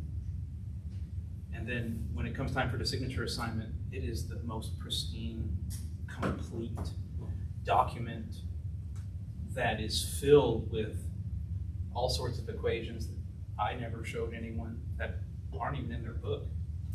Definitely weren't part of the homework. Kind of like someone did it for them, you know? So us using StatCrunch is like having help, right? We don't need someone to do it for us because we're going to do this. Especially when we get to that signature assignment, because there's a video that all you got to do is watch 3 minutes of the video and then do that corresponding 3 minutes of work. Go back to the video and do the work, and then you're done in less than an hour with the signature assignment. Actually, this is an in-person class. We're going to do the signature assignment in here. So, no problem. In my in-person classes, I do the signature assignment and the final in person with you. Just makes it super smooth. Everybody gets a good grade.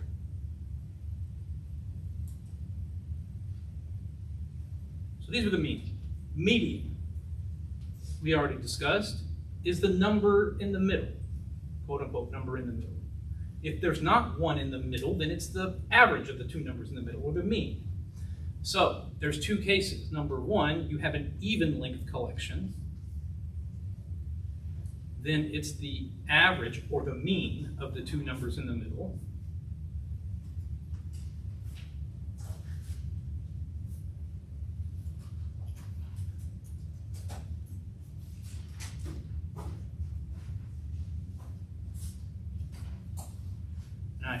I need to say up here, it's important that these are sorted from least to greatest.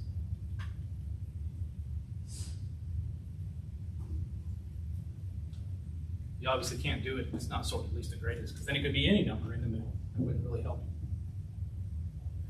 If you have an even length collection, then it should be the average of the two numbers in the middle. Otherwise, you have an odd length collection, in which case it is just the number in the middle.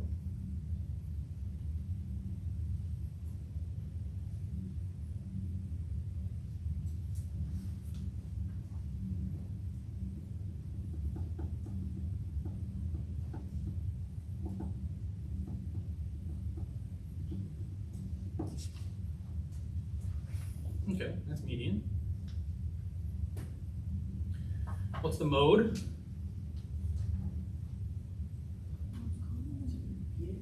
Most common observation. Kind of.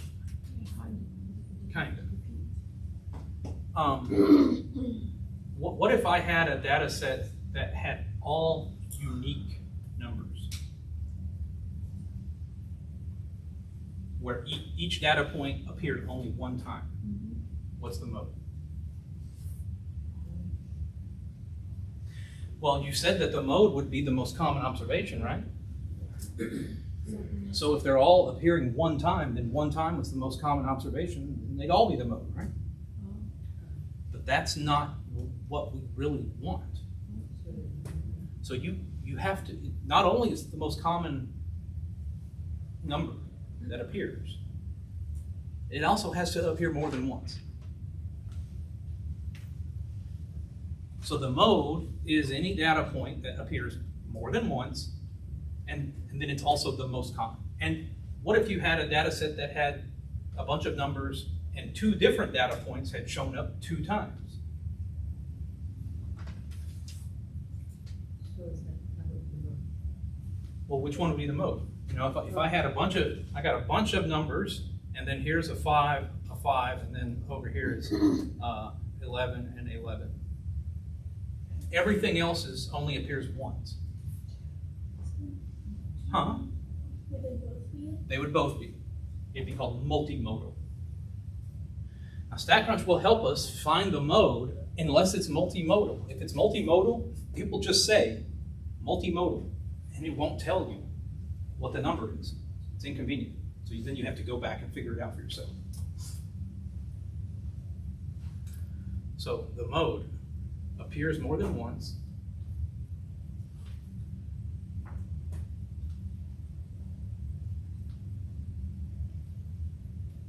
and is the most frequent.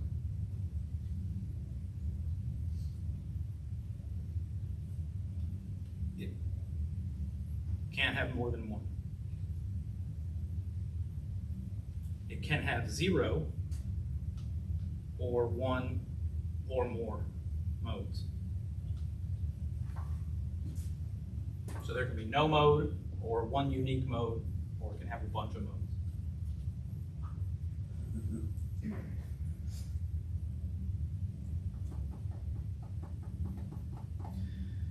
Then we come to the mid-range. Now this one's new. It's not the range. We've all got those words like drilled in, that sequence of words, mean, median, mode, range. This is the mid-range. You got to remember that all the measures of center start with M. So the mid-range is a measure of center. The mid-range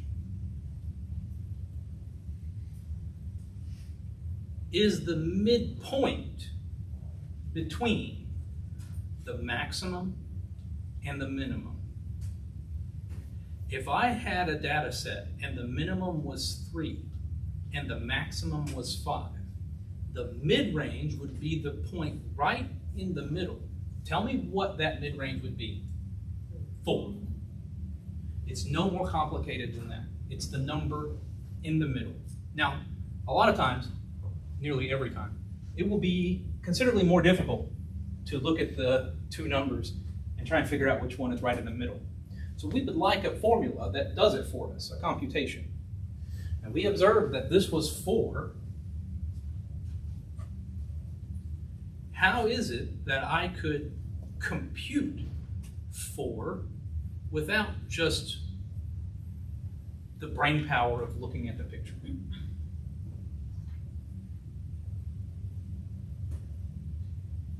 I want to compute 4 out of the 3 and the 5.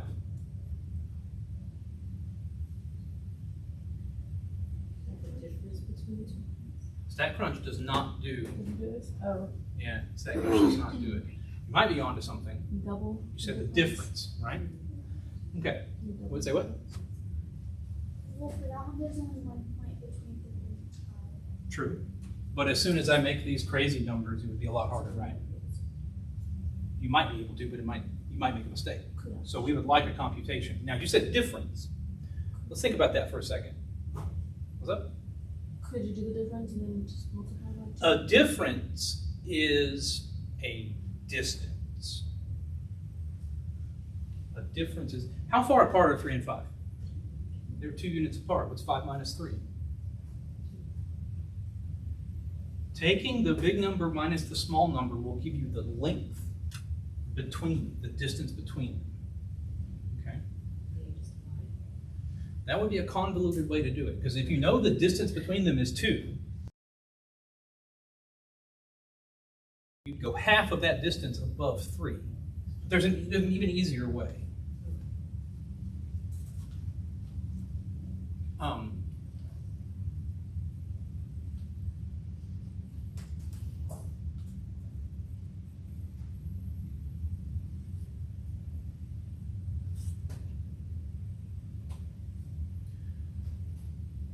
you said difference.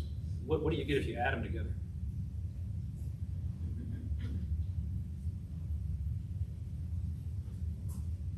Compute their average.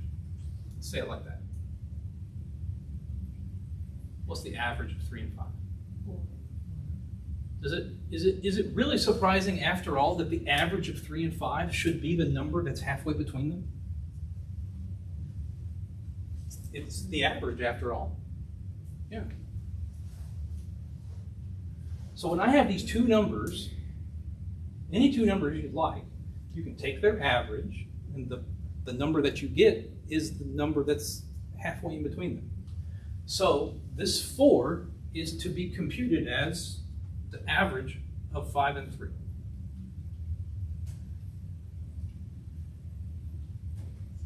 In general, it would be the average of the maximum and the minimum.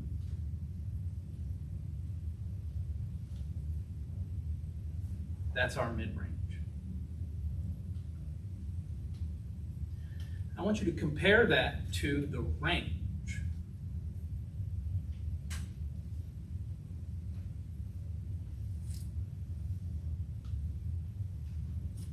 What is, if 3 and 5 are the minimum and maximum, what is the range? Do you guys know range? What does that word even mean? Honestly, I know I knew it once. So the range is like, The actual distance. it's the distance. The range is the segment of this number line where all the data points live. Every single one of them. I might have a million data points, and all of them would live between 3 and 5 if 3 was the minimum and 5 was the maximum. And how do I compute a length? How do I compute a length? Take a difference. So this length between 3 and 5 is 5 minus 3. The range is the maximum minus the minimum. Okay? The range is a measure of spread. It tells you how spread out your data is. So make sure that we are seeing the difference. The mid-range does involve the maximum and minimum, but it's finding a point, a single point, the number right in the middle between that maximum and minimum. But the range is telling us how wide that interval is. Okay? So will the mid-range always be max plus min divided by 2? Will it always be divided by 2? It has to be, right? Because there's two things, the maximum and the minimum. Yeah, so I divide by 2. Let's look at an example.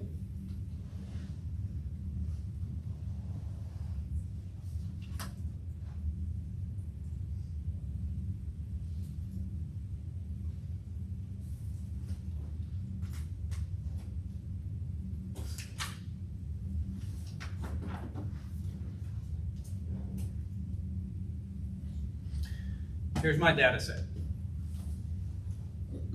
This is, I don't know, number of cups of coffee that my family drinks every morning. I don't know, something like that. And, okay, mean. I'm just going to say mean because I didn't specify that this was a sample of the population. I could say it's a population and call it mu. I could say it's a sample and call it x bar. Either way, I'm going to divide by 5, right? So the mean would be the sum of all those numbers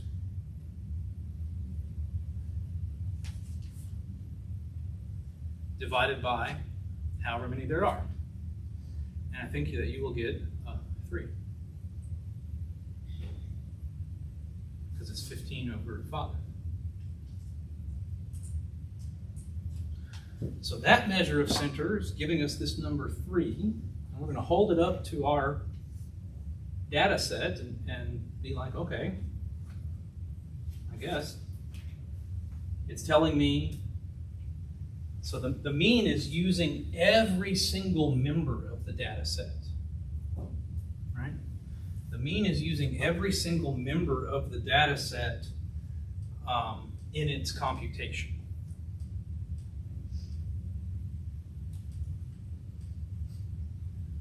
The median is just going to be, there's 5 numbers up here, so it's an odd length collection. It's just the number in the middle.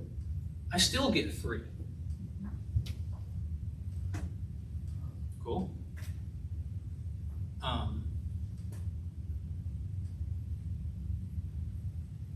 There's 2 modes, 1 and 5. So the mode is telling me where the middle is in a different way than the other ones were. It's saying that, you know, most of the people are drinking 1 cup or 5 cups. Right? That can be a useful perspective. But on the average person is drinking 3 cups. In the mid-range would be 5 plus 1 over 2. It's also 3. So we had a lot of correspondence there between the mean, median, and mid-range.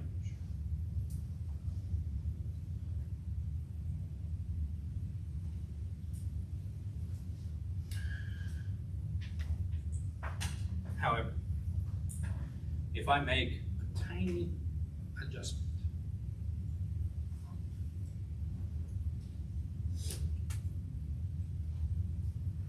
and now my grandma's going to move in.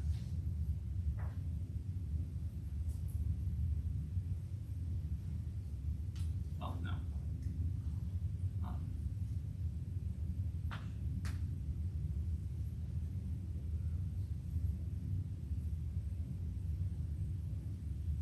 Sure, why not? She starts her day early, drinks a whole pot, and then makes another one. Let me now consider this new data set where I've added in this extra point. Then I would have to recompute my mean, and I would get a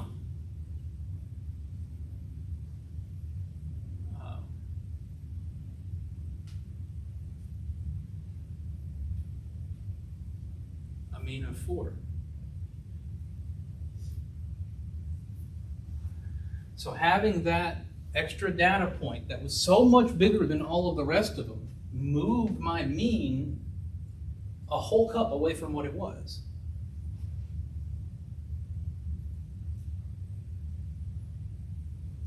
This was 15, and then 15 and 9 is 24. And now there's 6 data points. So. The median now, well, now there's an even length collection.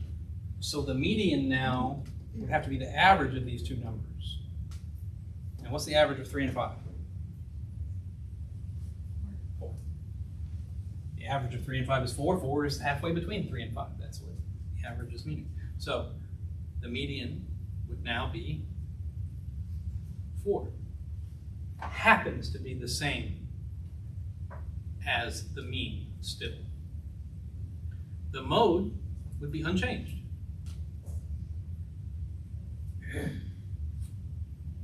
The mid-range would now be 9 plus 1 over 2.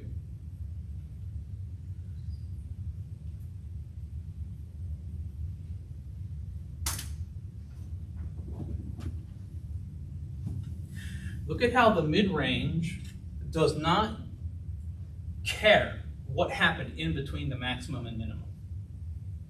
It only cares about the extreme cases. The median really only cares about how many numbers there are, and that's it. The median, whatever the median is going to be, is completely dependent on how many numbers there are, independent of what their values are. in a way. I mean, it wants to sort them from least to greatest, but the median is not going to care if that 9 was 900. The median would still be 3. Whereas the mean would change wildly, right? And there's that property has a name. It's called resistance. The median is a resistant statistic.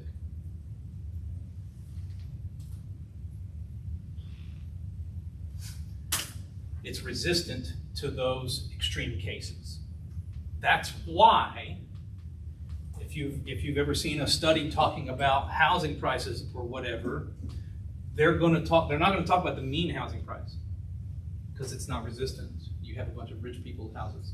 They're going to talk about the median housing price. It's a resistant statistic. It's more realistic for studying that skewed distribution.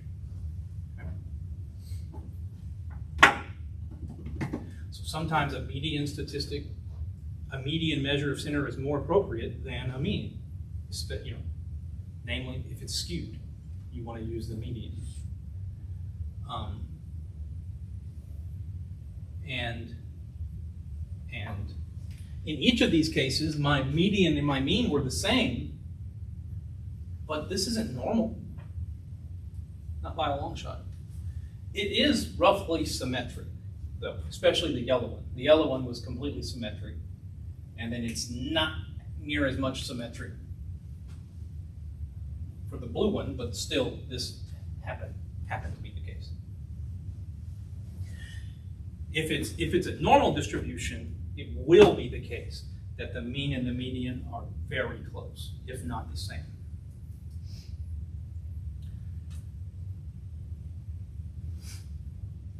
Let's take a break, come back. I'll show you how to do all this stuff in StatCrunch, except for the mid-range, because it won't do it. And we will do those problems. And then we will do measures of spread, and then that's it. Okay.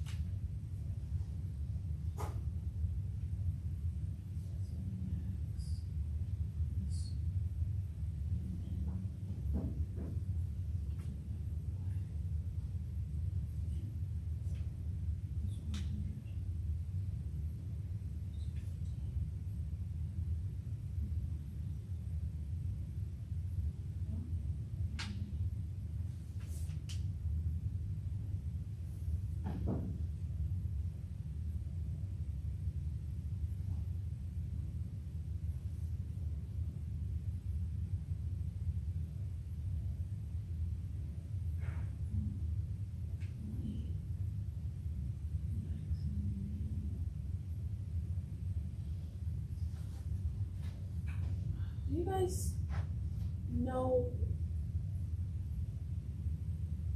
How did he get 4 for the median for the one in blue? Wait, what? How did he get 4 as the median for the writing in the blue? Did I get why it is? The middle two numbers are 3 and 5, and 4 would be in the middle of. Oh, the numbers in the middle. I totally forgot that part.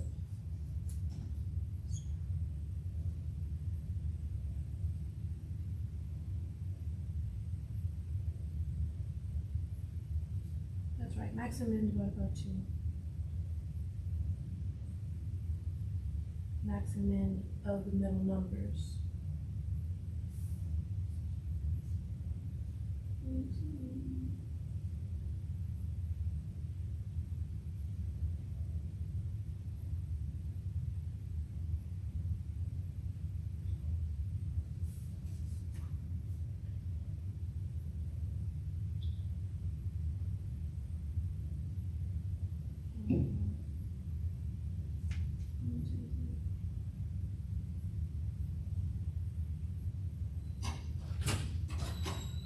But in the first one, it was just the middle one, which is, okay.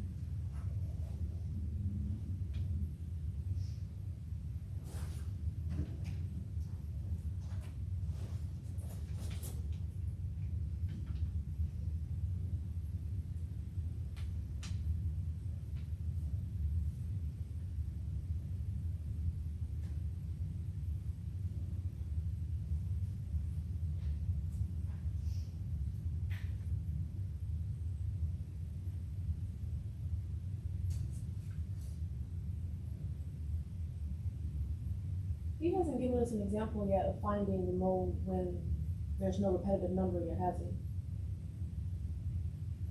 We haven't done He that just yet. said there's no mode though. So If there's not, there's just no mode? I thought he said it can't be. Did I hear that wrong?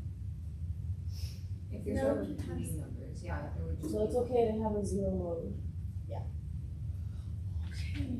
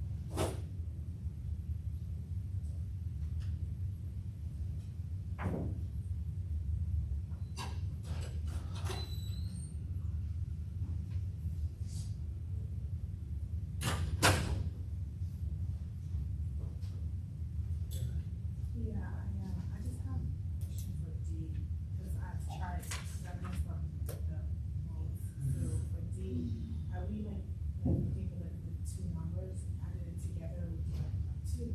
The maximum and the minimum. Okay. So when you open it in stack, go ahead and click that button. So I haven't shown this yet, but open the stack. Here. No, the little boxes that are next.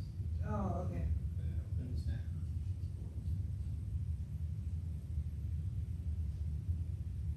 Go to stack. No, to the right. Stack. Summary stats. Columns.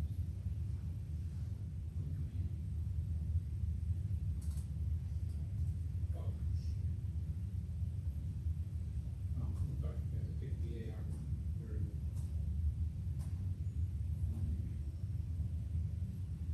Tells you your maximum in 150 and 265. Oh, okay.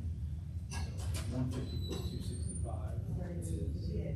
Oh, really? I thought it was supposed to be, so you add the two together, that's what you get answers. 515. Alright, thank you. Now you add the two together, and you divide by 2. Okay, It's the average of those two numbers. okay, thank you.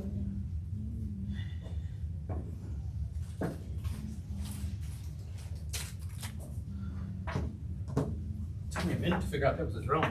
Me too. Yeah, I'm like, what is going on? They're letting the air out of a balloon or something. It is a drone. Huh? It is a drone. Yeah, it was a Yeah. drone. I'll actually trying to figure out what it was. Not, like, I didn't see it at first, and then I'm like, oh, they're flying a drone around. Yeah. Down there just goofing off, having fun. All right.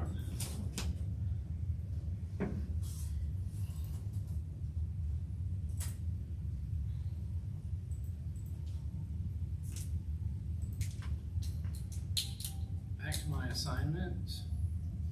I have here 11 players randomly selected from the championship sports team.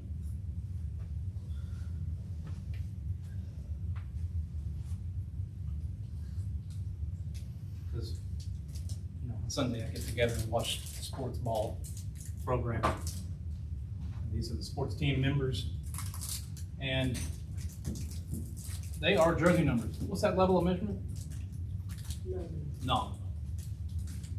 This is the nominal level of measurement. I can take the average of this stuff. I can put them in order. But is that order well known? No. If it was well known, then, or meaningful, then it would be ordinal.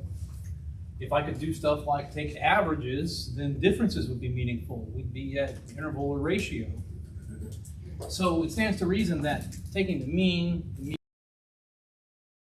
all of that, I can do it, but it's all useless. I'm not going to be able to like say, oh, well, the average player has jersey number, whatever. That's not going to actually mean anything. But here we're going to do it. So I click this button to open the data in StatCrunch.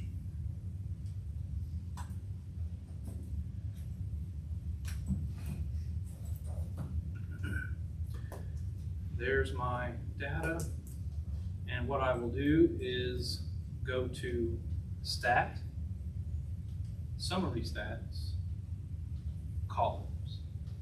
You go to Summary Stats because things like the mean, median, mode, mid-range, range, standard deviation, variance, those are all summary stats. They summarize something that's going on with your data. That's what the definition of a statistic was. It was a numerical summary of your data. And so we go to summary stats and columns because we have our data organized in a column. I need to tell it where my data is at. It's the only option there. And by default, pretty much everything you're going to ever want is already selected. If you also want the mode, you have to scroll all the way down here to the bottom and select the mode. But you can't just click on it. If you click on it, then everything else will be deselected. You have to hold down either Control or Command.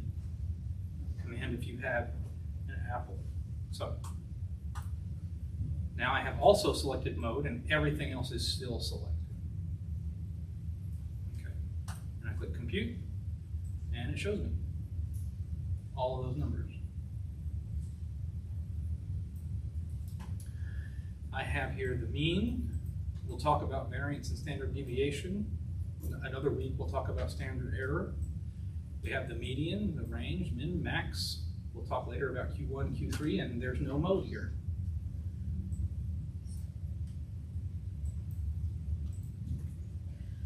All right, so type an integer or a decimal rounded to one decimal place. So this is 43.4.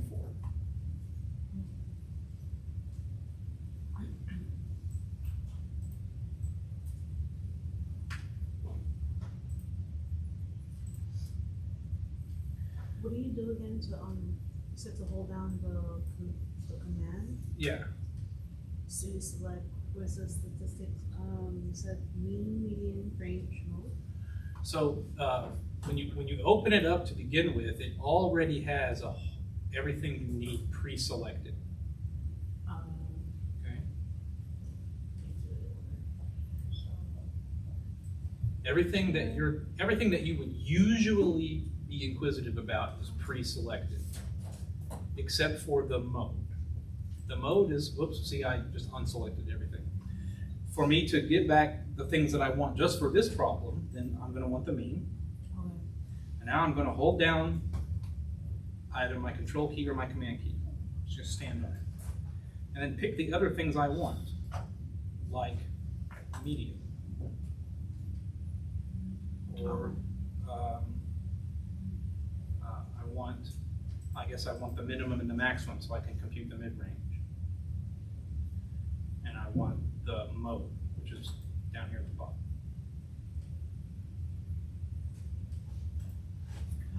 And then it would tell me just those things.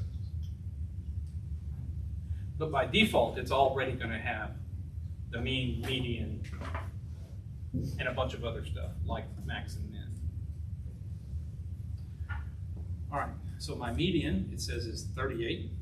Okay, so it must have put the data in order and then found which one was in the middle. It's just the one number in the middle because there's 11 numbers. After all, that's an odd linked collection. There is no mode.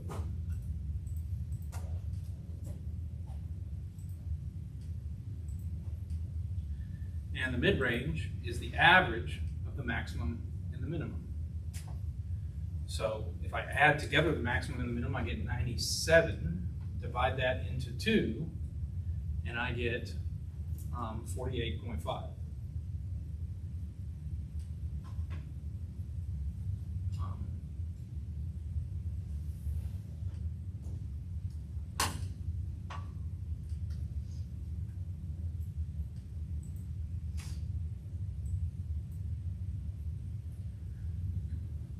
Good? Good? Yes. What did the results tell us? Nothing.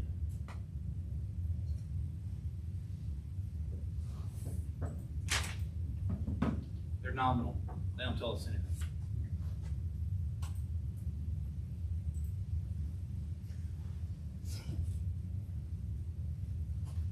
And that's question 10.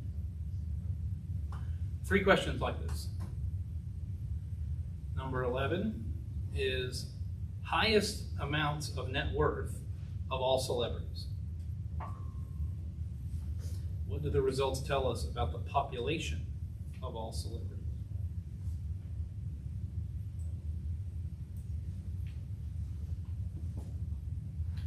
So here's their net worth in millions of dollars.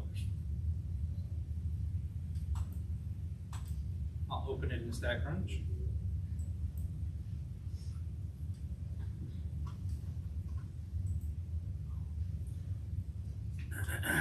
Ten celebrities here.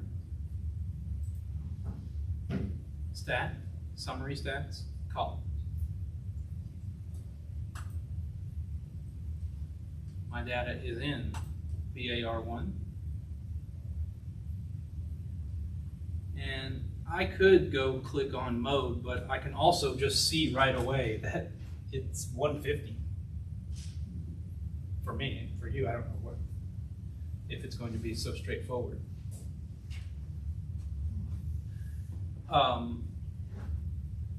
That's the greatest such mode. However, this would be multimodal. Because what did it take? Well, actually, sorry. It won't be. Scratch that. The 160 appears more than once. So if there had only been 2 of the 150s, like if these 2 weren't there, then 160 and 150 would both be the mode. But there's more 150s, so it wins. So I guess I would still have to go back and edit that definition of the mode. You got to appear more than once. And well, so it must be more than once, and then also whichever one is the most is the mode. So then that would disqualify 160 from being the mode. I can always just put mode on the list.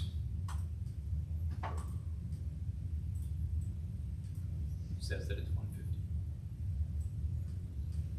All right, so my mean is 170 million. The median net worth is 160 million. Tell me which way this is skewed.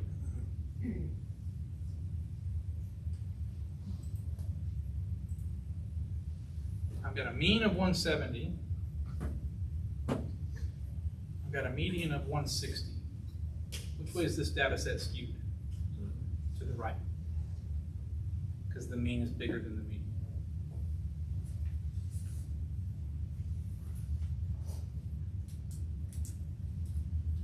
That means the shape of its distribution is something like that.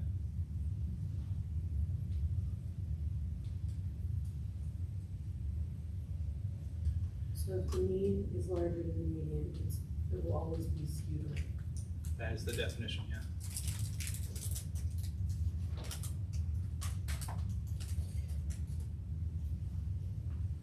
And then now the mode was 150.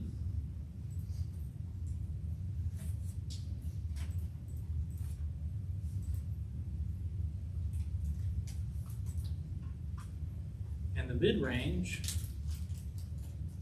well, the max is 235 and the minimum is 150.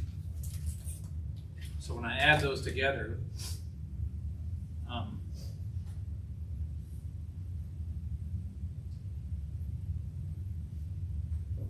and divide by 2, I get my mid-range, and that would be 350, 385.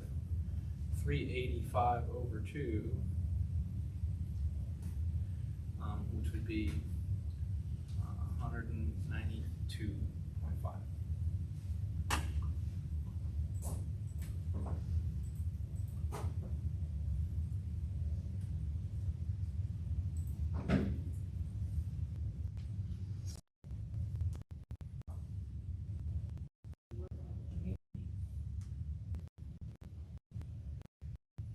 How's that?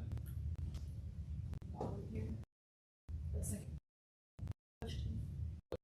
What do the results tell us about the population of all celebrities?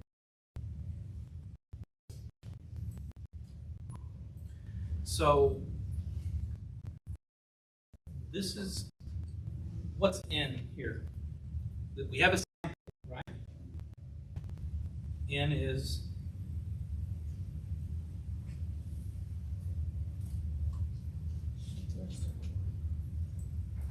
because this is not every celebrity, is it? This is all celebrities.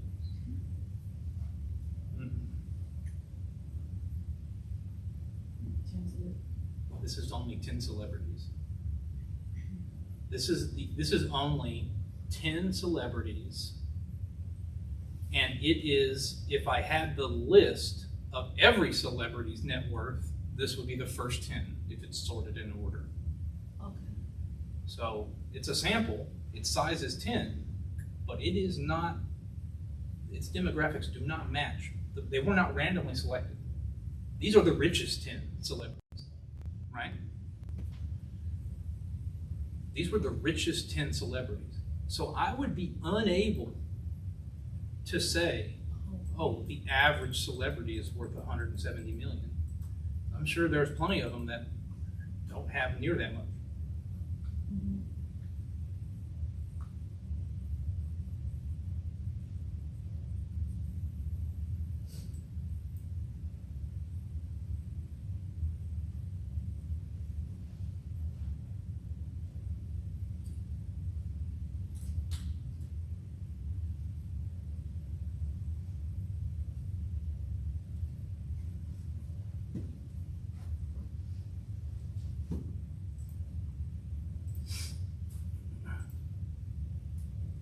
So we can't really know anything, except that everybody else has got less money. Okay. Based on the nature of the amounts, what can be inferred about their precision? Every one of those numbers is divisible by 5. they all end in a 0 or a 5. Everybody's rounding, right? I doubt that any of them are worth, 150 exactly. Right? So, what can be inferred about their precision? They appear to be rounded estimates.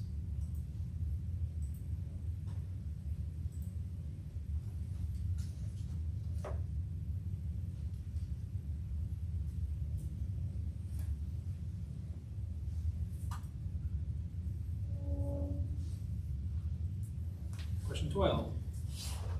An experiment was conducted to determine whether a deficiency of carbon dioxide in the soil affects the phenotype of peas. All right, so you can have smooth yellow, smooth green, wrinkled yellow, wrinkled green.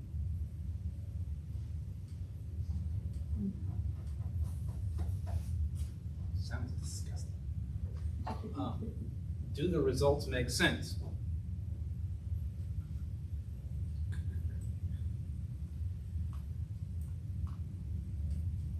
Okay, I have no idea. Let's see. So here's my data. I'll open it in StatCrunch.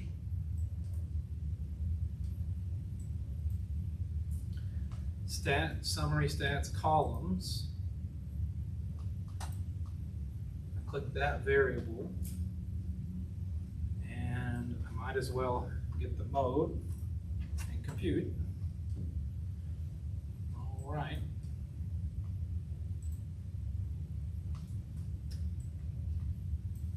So the mean type code is 2.6 because we're rounding to the nearest tenth.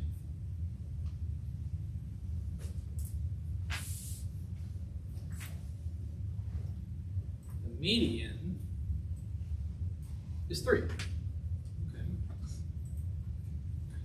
So the mean and the median are reasonably close to each other. Mean is still less, but it's pretty close.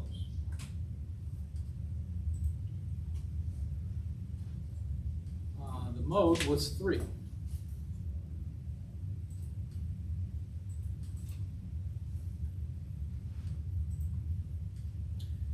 the mid-range,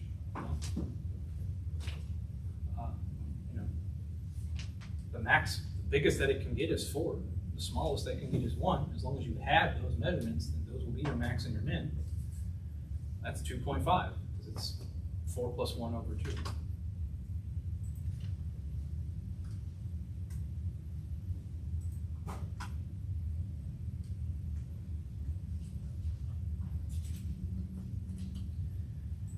Do the measures of center make sense?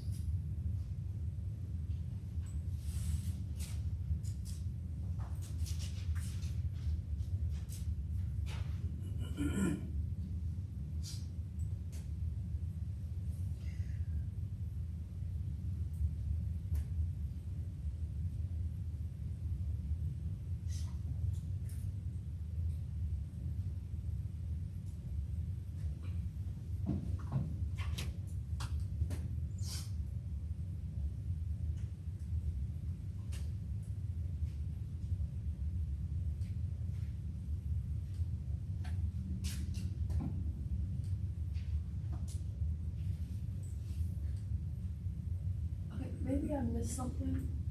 The difference between, I remember one of the questions, it used the word numerical, and I thought you said that this is nominal. Did I get that incorrectly? Did I understand that wrong? So there is a difference between, never mind, I'm being ridiculous. No, go ahead, this is relevant. I just thought on one of the questions, maybe 3 questions back, you pointed that they mentioned that this is numerical. And I just could have sworn you said nominal. So on the Jersey numbers, it was not. Yes. They were numbers, Yes. but it was Okay. not. And I think we have pretty much the same thing happening here. Yeah. because it's not like they grew these peas and then in the pod was 1 pea or 2 peas or 3 peas or 4 peas. These numbers, 1, 2, 3, and 4, are replacements for names. They are replacements for names, and in fact, the answer to this second part tells you where a mode is most appropriate as a measure of center. Yeah. And so that's when I have nominal data.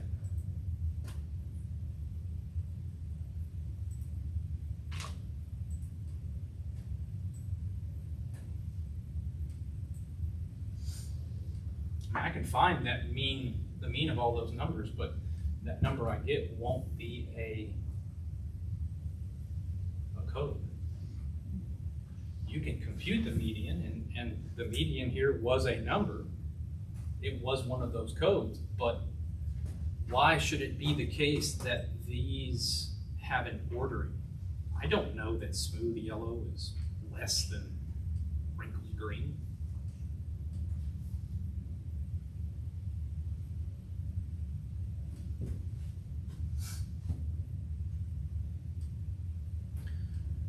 All right, so we should be done now with mean, median, mode, average.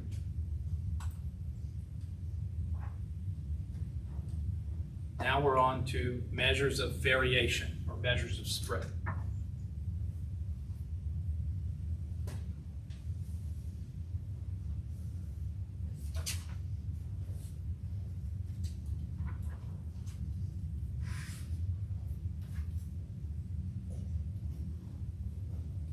And we're only talking about 3 different measures of spread today. You have the range. You already know the range. Not only do you already know it, we talked about it already. It was the length of the interval between the maximum and the minimum.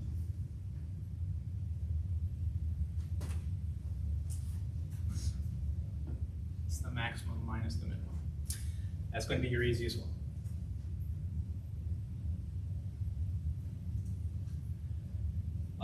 Then there's this other one called the variance.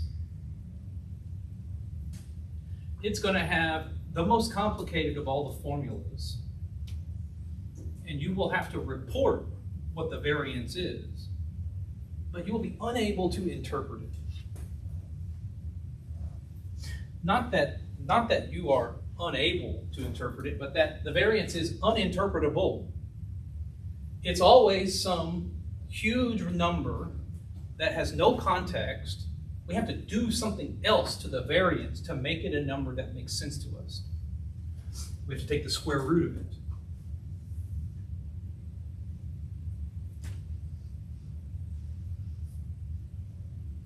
And when you take the square root of the variance, you get the standard deviation. It is the square root of the variance.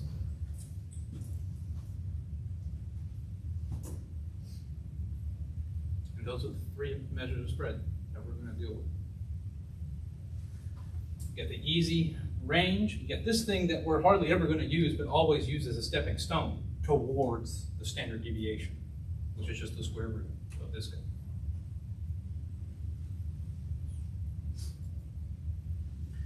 So then what we will need to do is discuss how this number is computed. Now, it's once again, it will be true that you will use StatCrunch to get these numbers, but we need to discuss where this number comes from so you can appreciate its meaning. Not so that you can later on fill up a page with mundane calculations of you having done it by hand. Now, the variance and the standard deviation are related. They're related because the standard deviation is the square root of the variance. So this word, these words, standard deviation, we have to examine them to understand what is a variance. we will start off with a deviation. Now, repeatedly throughout the semester, we will talk about how we arrived at this computation. So it's important to understand it, I guess, but not like perfectly, just have an idea of what's going on. Deviation. In English, what is a deviation?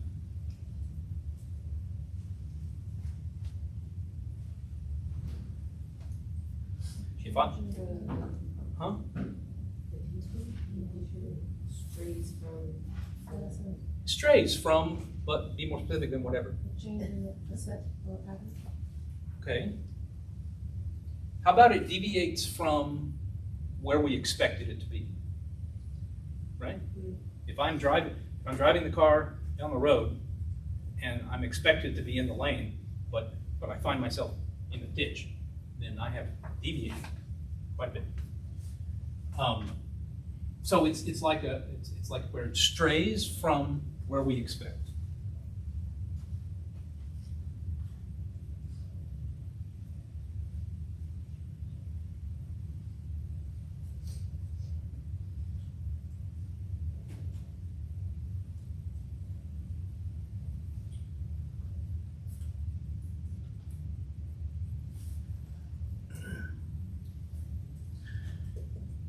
Okay.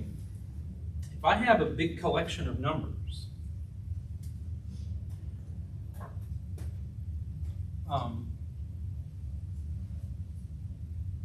where could I expect those numbers to be on the average? Can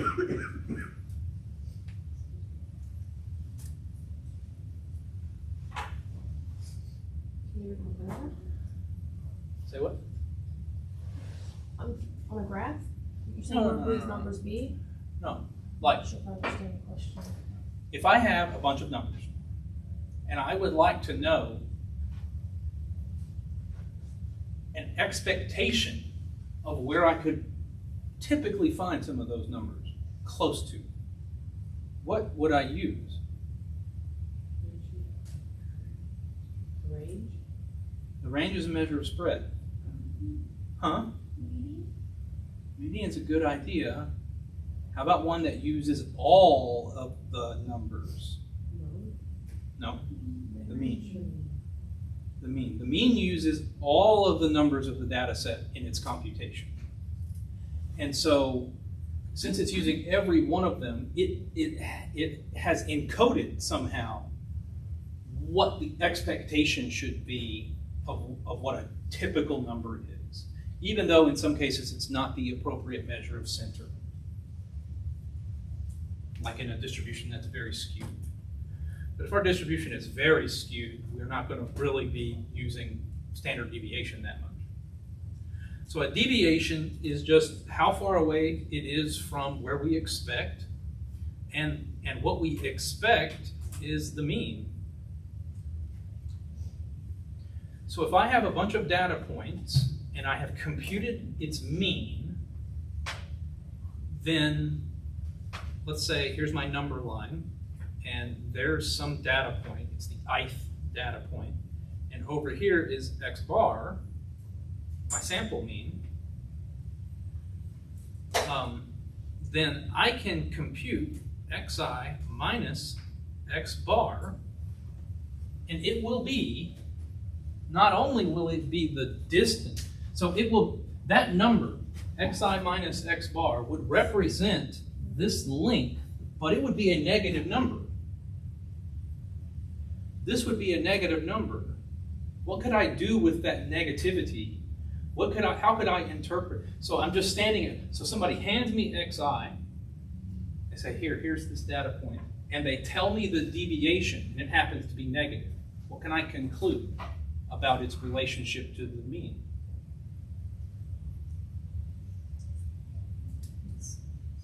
It deviated too far from the mean? Not too far. It could be negative 0.0001. What is that negative telling you about which side of the mean it's on? Oh, it's skewed left.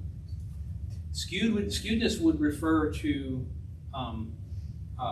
the mean compared to the median. If one of these was the median, then yeah, you'd be right. If this was the median, if this was the median, it would be skewed right. Okay. But this is just a particular data point, which sometimes is the median. It's telling me that if it's negative, it's over here on the left of the mean. Right? My deviation will always be the number that I observe from my data set minus the mean. Observed minus the mean. Observed minus the mean. And if it's coming out negative, just imagine if this was 3 and this was 5. It would say 3 minus 5. That means it's 2 units below the mean. Right? So if my deviation is coming out negative, I know that it's below the mean. If my deviation is coming out positive, I know that it's above the mean.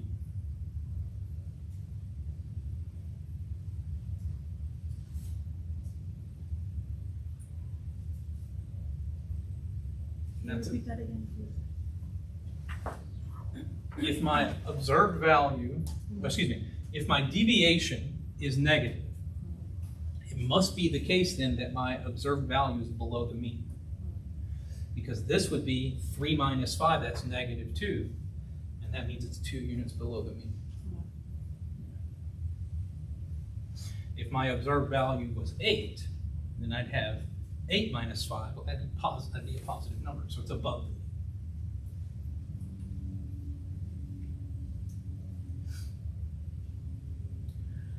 This is what it means to be a deviation.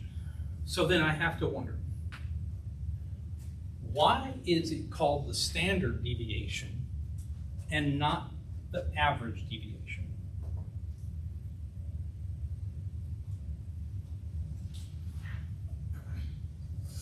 Whose bright idea was that? What were they thinking? Why is that important? Let's see, we got 7 people in here. And with me makes 8. Here's what we're going to do.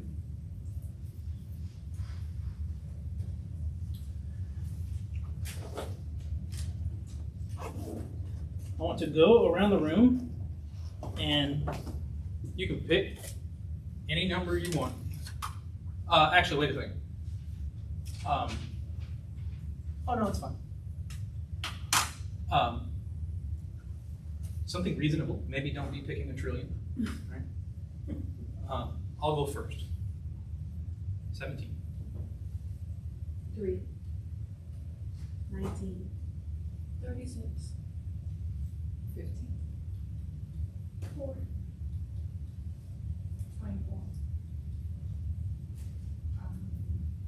18. We have 8 numbers. Let's find their mean. Okay.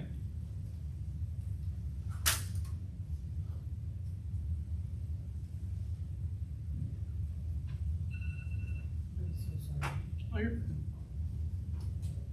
How dare you? Oh, look at that. It's an integer. So the average is 17. That's even the number I picked. How crazy is that? So now what I'm going to do is make a list of all the deviations, because each one of these numbers is going to have a deviation, right? I'm going to take this one minus the mean. That'll be 0. The first deviation is 0. This one minus 17, I'm going to get negative 14. It's 14 units. This number is 14 units below the mean. Okay? You understand? I guess what I'm trying to understand is how do we get the negative number? 3 minus 17 is negative. You got $3 in your pocket, but you're about to spend 17. You're going to be short $14.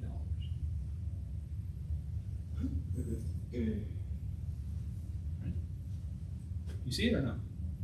Okay. So each one of these data points these 8 data points, each one of them is going to have a corresponding deviation. So here are all of my deviations.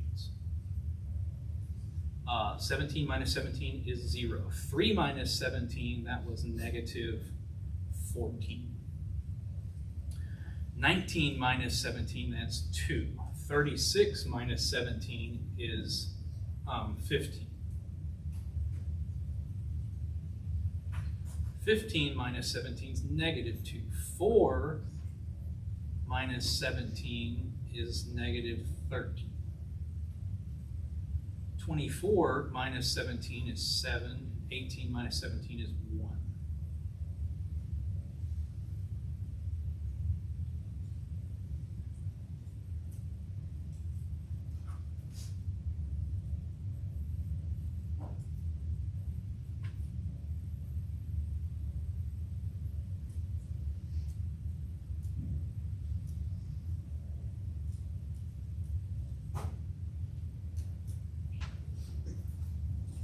Make sure, let me just double check I did everything right. So 17 plus 3 plus 19 is 36 plus 15 plus 4 plus 24 plus 18 divided by 8. The average is 17.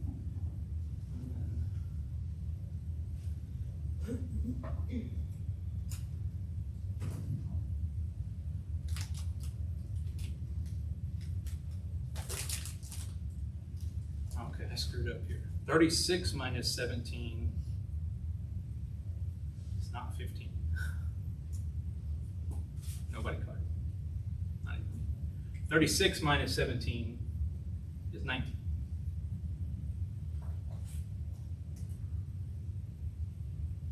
Because 19 plus 17 is, yeah, you can see it more plainly, it's 26. 17 plus 19 is 16 plus 20 is 36. Okay, and did I do the rest of them right? Well, 15 minus 17, yeah, that's negative 2. 4 minus 17, 13 and 4 is 17, yeah.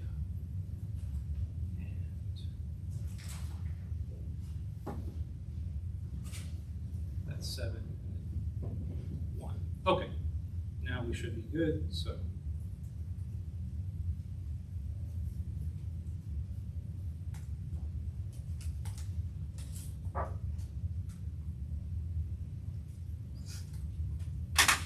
I have here all the deviations, and this set came from all of us, right?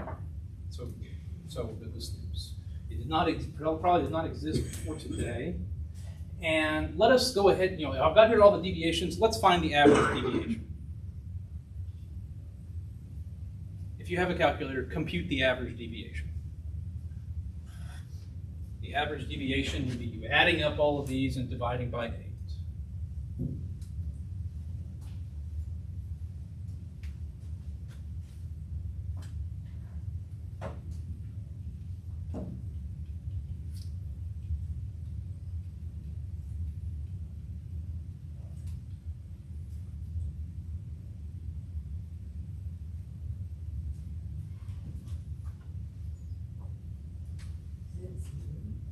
Zero. Are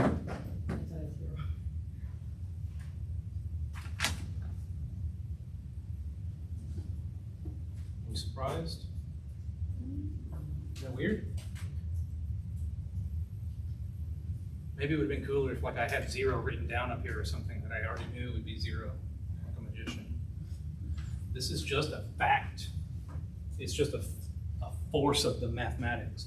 The average deviation must always come out 0. It has to. For any data set under the sun. You dream of a data set, write it down. Find the average. Find all the deviations. And they will add up to 0. All these deviations add up to 0 every time. It has to. So then consequently, an average deviation is meaningless. It's always going to be 0. They will always cancel out.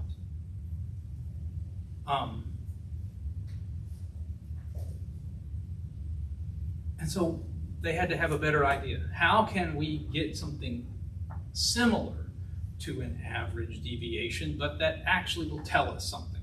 And that's the standard deviation. So what they do is they say, okay, let us take each one of those deviations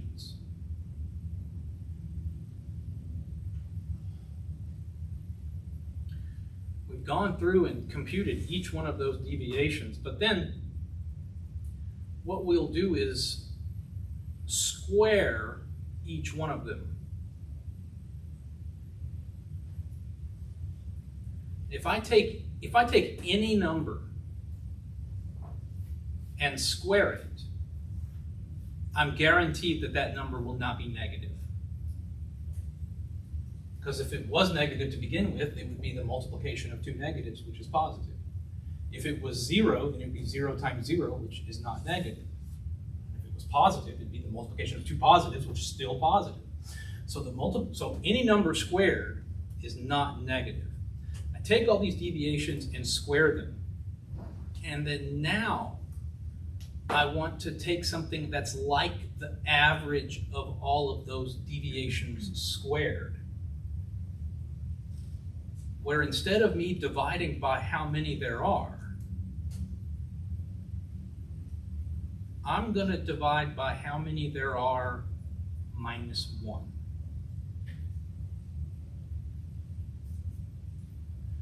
Whatever this comes out to be is the variance. This is the variance of this collection up here. It'll be a big number. It won't make any sense to us. I'll be able to say, yeah, that's the variance, but that word, I'm not able to really understand much from this number until I take its square root. So, let's see.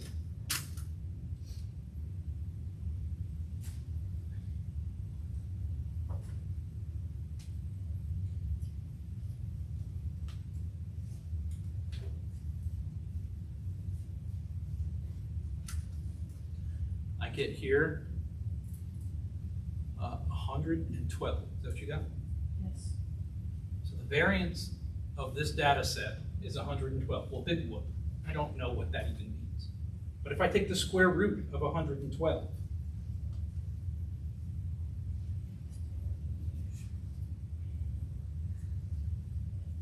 then this is the standard deviation, which would be equal to 10.58.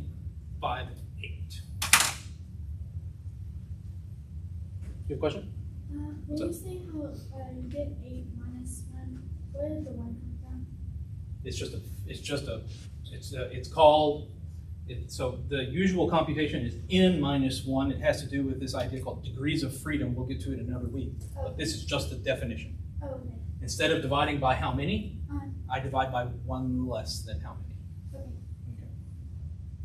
So the standard deviation, 10.58. You can interpret this as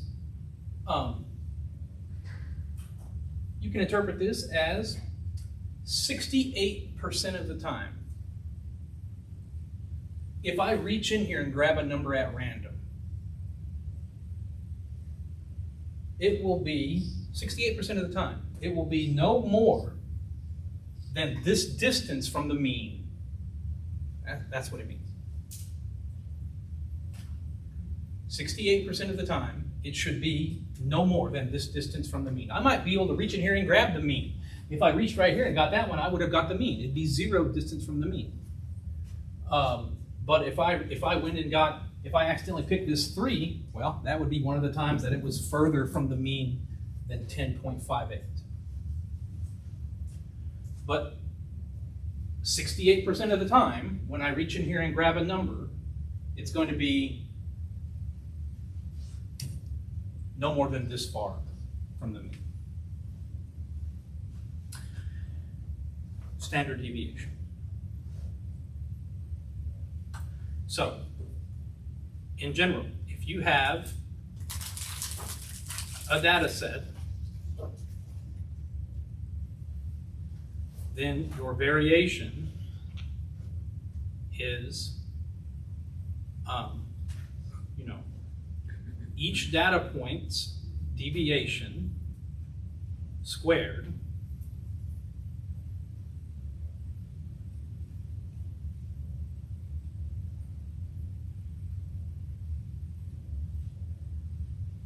divided by n minus 1. And when you want the standard deviation, now I should add something here. This uses lowercase n, so it's the sample variance. Then little lowercase s is the square root of the sample variance. That's a standard deviation. However, Greek sigma starts with an S sound. Mathematicians are always doing cute stuff like that. It starts with an S sound. It's a Greek letter.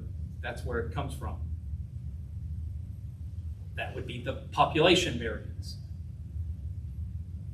So it wouldn't be divided by little n minus 1. It would be capital N minus 1. I would have to have the data on the whole population.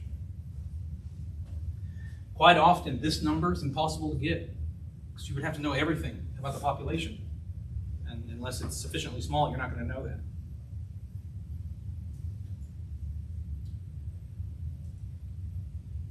So again, we had the two characters. We had the Latin character for sample, the Greek one for the population.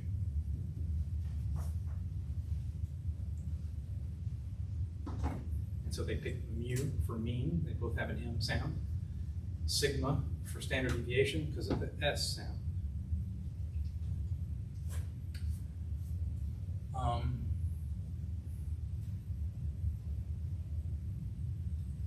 curious about our set from earlier.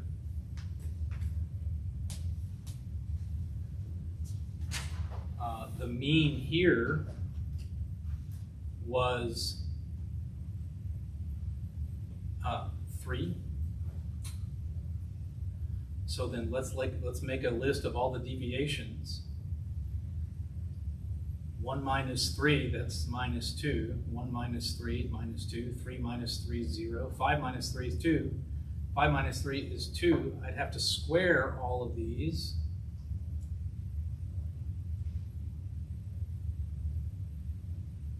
I'd have to add them up.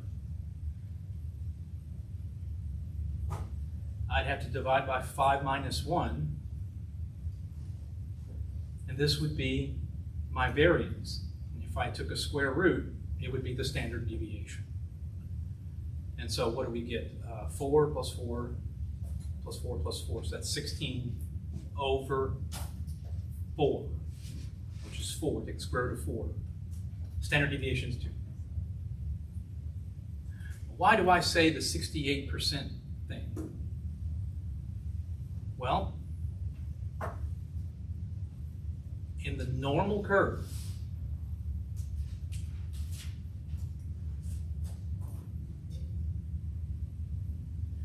you have the mean and the median right in the middle. So the mean is right here in the middle. And there's a special point on either side called an inflection point. We'll talk more about that later. But directly underneath the inflection point on the horizontal axis, or I'll say it like this, this distance right here is 1 standard deviation.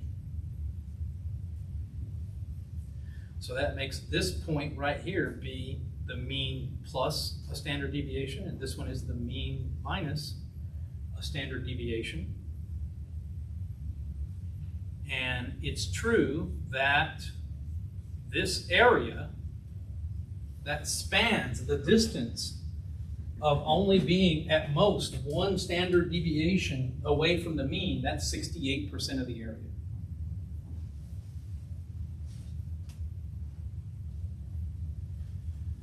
That's 68% of the area. So what I'll say is, I'll say mu plus or minus sigma, that this corresponds to 68%. If it was 2 standard deviations,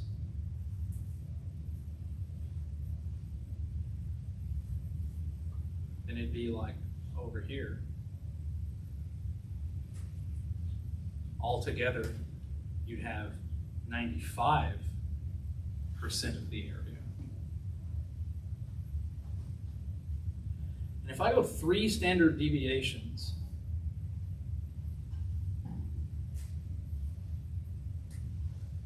you have nearly everything. 3 standard deviations away from the mean, you have 99.7% of all the observations occur within 3 standard deviations of the mean. Okay? So you can imagine, if you figured out what the mean blood pressure was, and then you had a patient that scored 4 standard deviations away, then you can see just how rare that would be. And it would be alarming. Not just because of the sheer number, but because of the rarity. It would be decidedly not normal for that to happen. So that's how we can interpret a standard deviation. We just compare it to the mean. It's the distance from the mean, and we can talk about all kinds of the likelihood of an event occurring there. Let's blow through these last few questions. We are back to the Jersey numbers. They're nominal. So understanding the various statistics involved is not going to help us, but we can still do it. Stat, summary stats, columns, VAR1. And I don't have anything else to click here. You don't have to click mode because we're not doing the mode. You can just hit compute.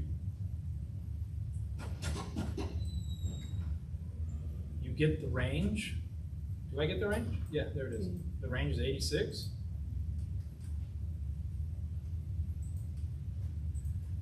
The variance, or here they're asking me for standard deviation first. To 1 decimal place, 28.7.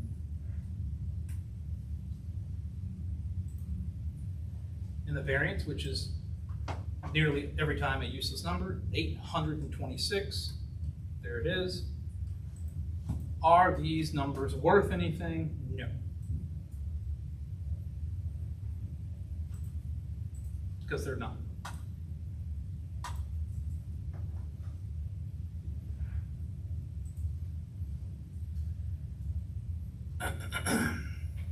Here are 6 celebrities with some of the highest net worths. Again, with this stuff. Oh,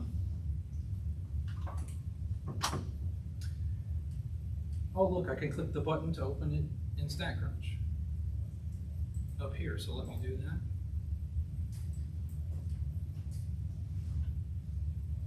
that.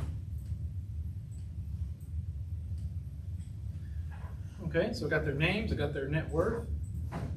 This looks like some real data. I got Oprah's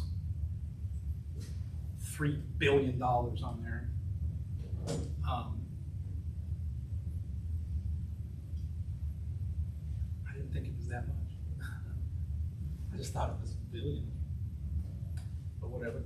And I didn't know Steven Spielberg had more. I don't know if this is real or not. But anyway. The range they're going to ask me for, and the standard deviation. So I can go to calculators, or excuse me, I can go to summary stats, columns. Net worth is what I'm curious about. And my range is $4.5 billion.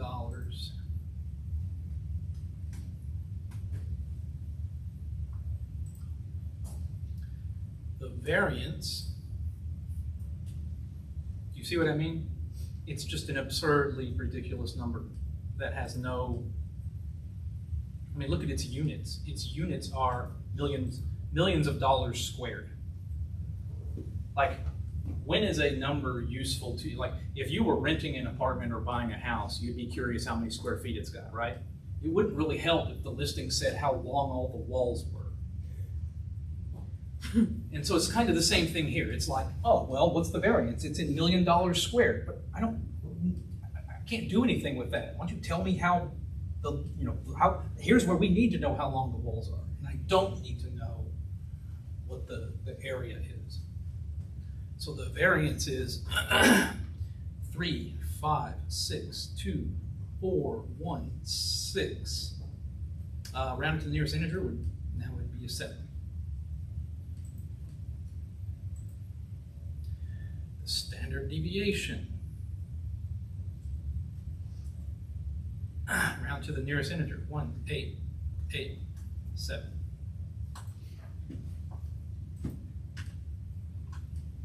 What does this tell us about the population of all the celebrities?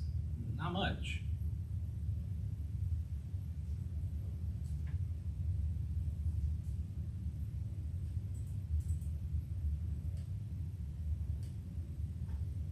Because it's just the highest, it's just the celebrities with the highest net worths.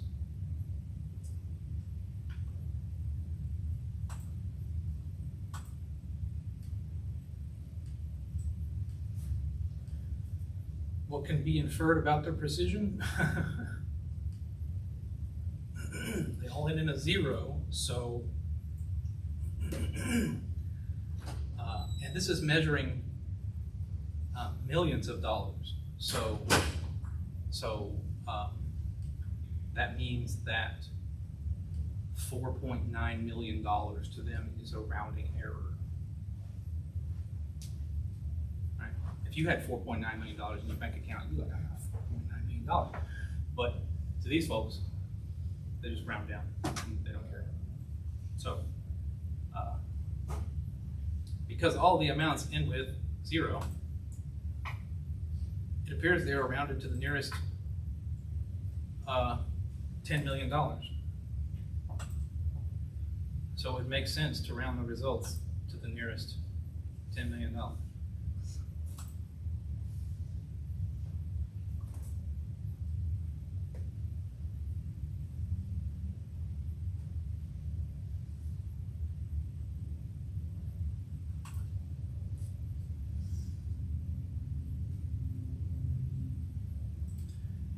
Didn't like my third answer, so what makes sense to round the results to the nearest.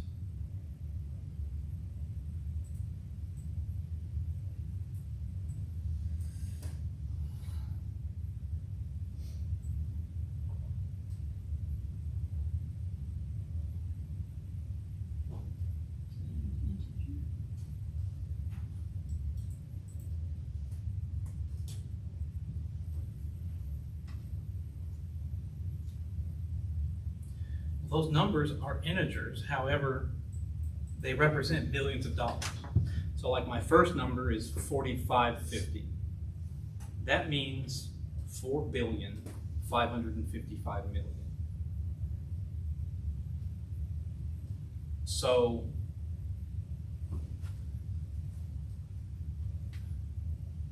if the rest of it was rounded to the nearest, you know that the rest of them were rounded to the nearest 10 million.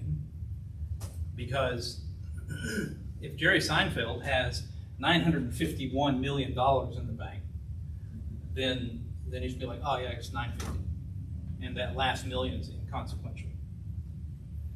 So all of these last digits, these all represent millions of dollars, and they all end in a 0, so they were all rounded to the $10 million spot.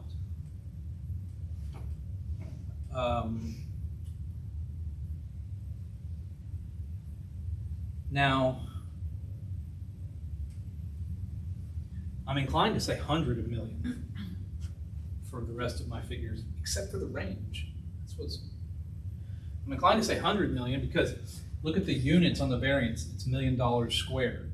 It's all squared because each of those deviations was squared, right? The deviations represent millions of dollars, and then if I square that, it's millions of dollars squared. And if everything was rounded to to the nearest 10, and then I square 10, that's 100. However, I don't think I should be rounding the range to 100 million spot. But I will try it.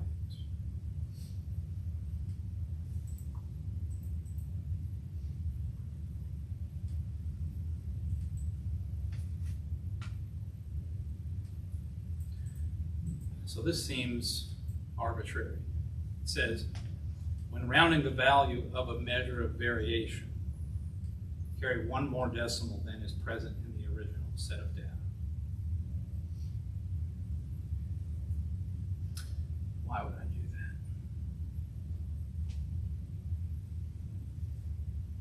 that? It says carry one more decimal.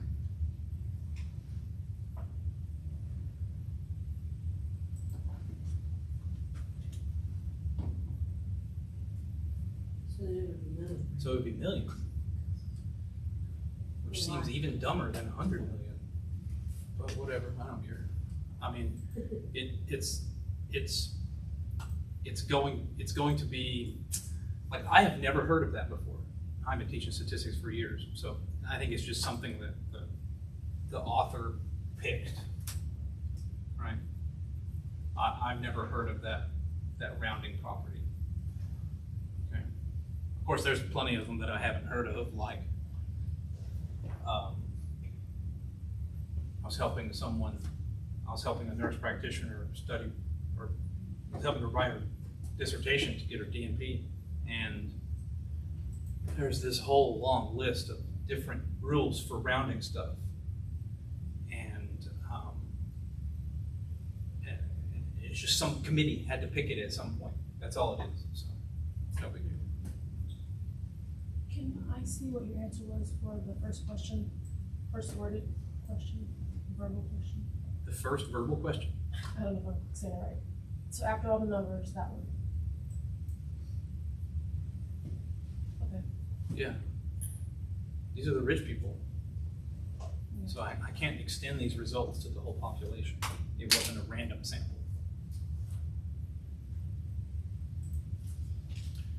The last one. Hurricanes.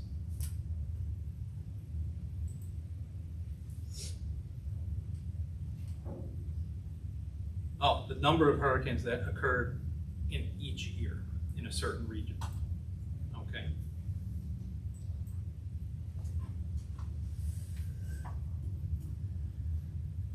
Super. So, where do I go now? Summary stats, columns, variation one.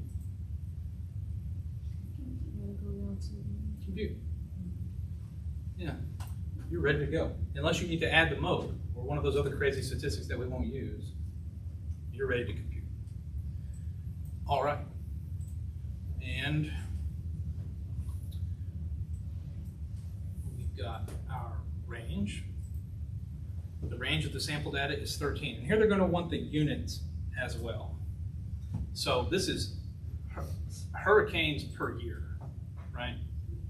So it's just 13 hurricanes is the range.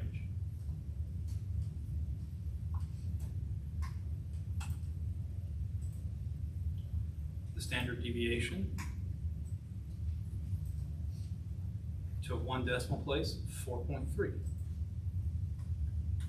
4.3 hurricanes.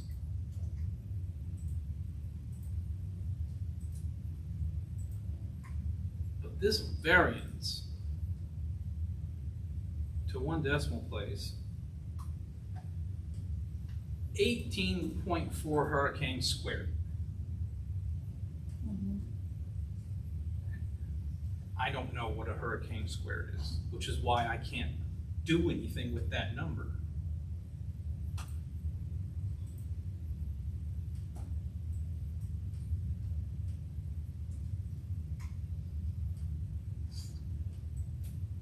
What important feature of the data is not revealed through the different measures of variation?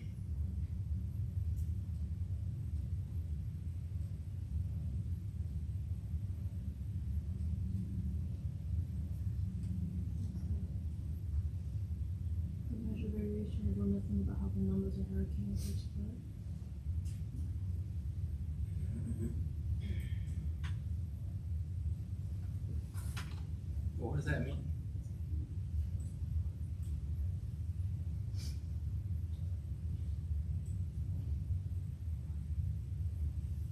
She was looking about the data. So when I'm looking at, let's say I'm looking at the range. If I never got to see what the raw data was, then the range would tell me the distance between the maximum and the minimum. Okay? Okay. So if there's like 1,000 hurricanes a year, and the range is 13, that's pretty narrow.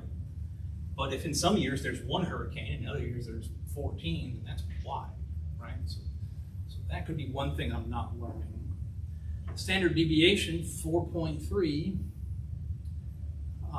Well, we know how to interpret that. You know, if data is normally distributed, then 68% of the time in any given year, you're going to have plus or minus, you're going to have the mean amount of hurricanes plus or minus 4.3. That's what you can expect for the most part every year. The question is, what important feature of the data is not revealed?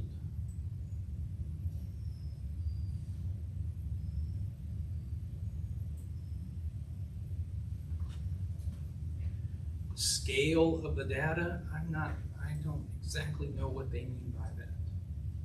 The measures of variation reveal no information about the scale of the data. Maybe that's talking about the range could be from 1 to 14, or it could be from 1,000,001 to 1,000,014 and still have the same range. Question B, or option B, they reveal nothing about how the numbers of hurricanes are spread.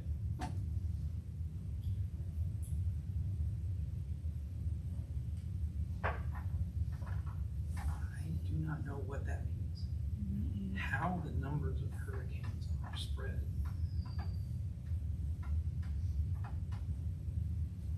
I feel like it can't be C because it says here that the data are ordered by year.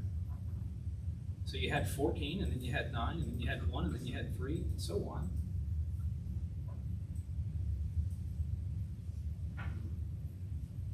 Oh, well, C. The measures of variation can't tell me anything about what happened over time because that is what the raw data is doing.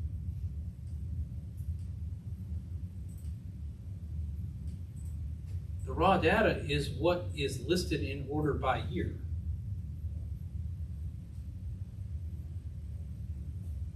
And the measure of variations loses all that information. Right? You would have to have this table to tell you what happened over time. I think that's the end. Yeah.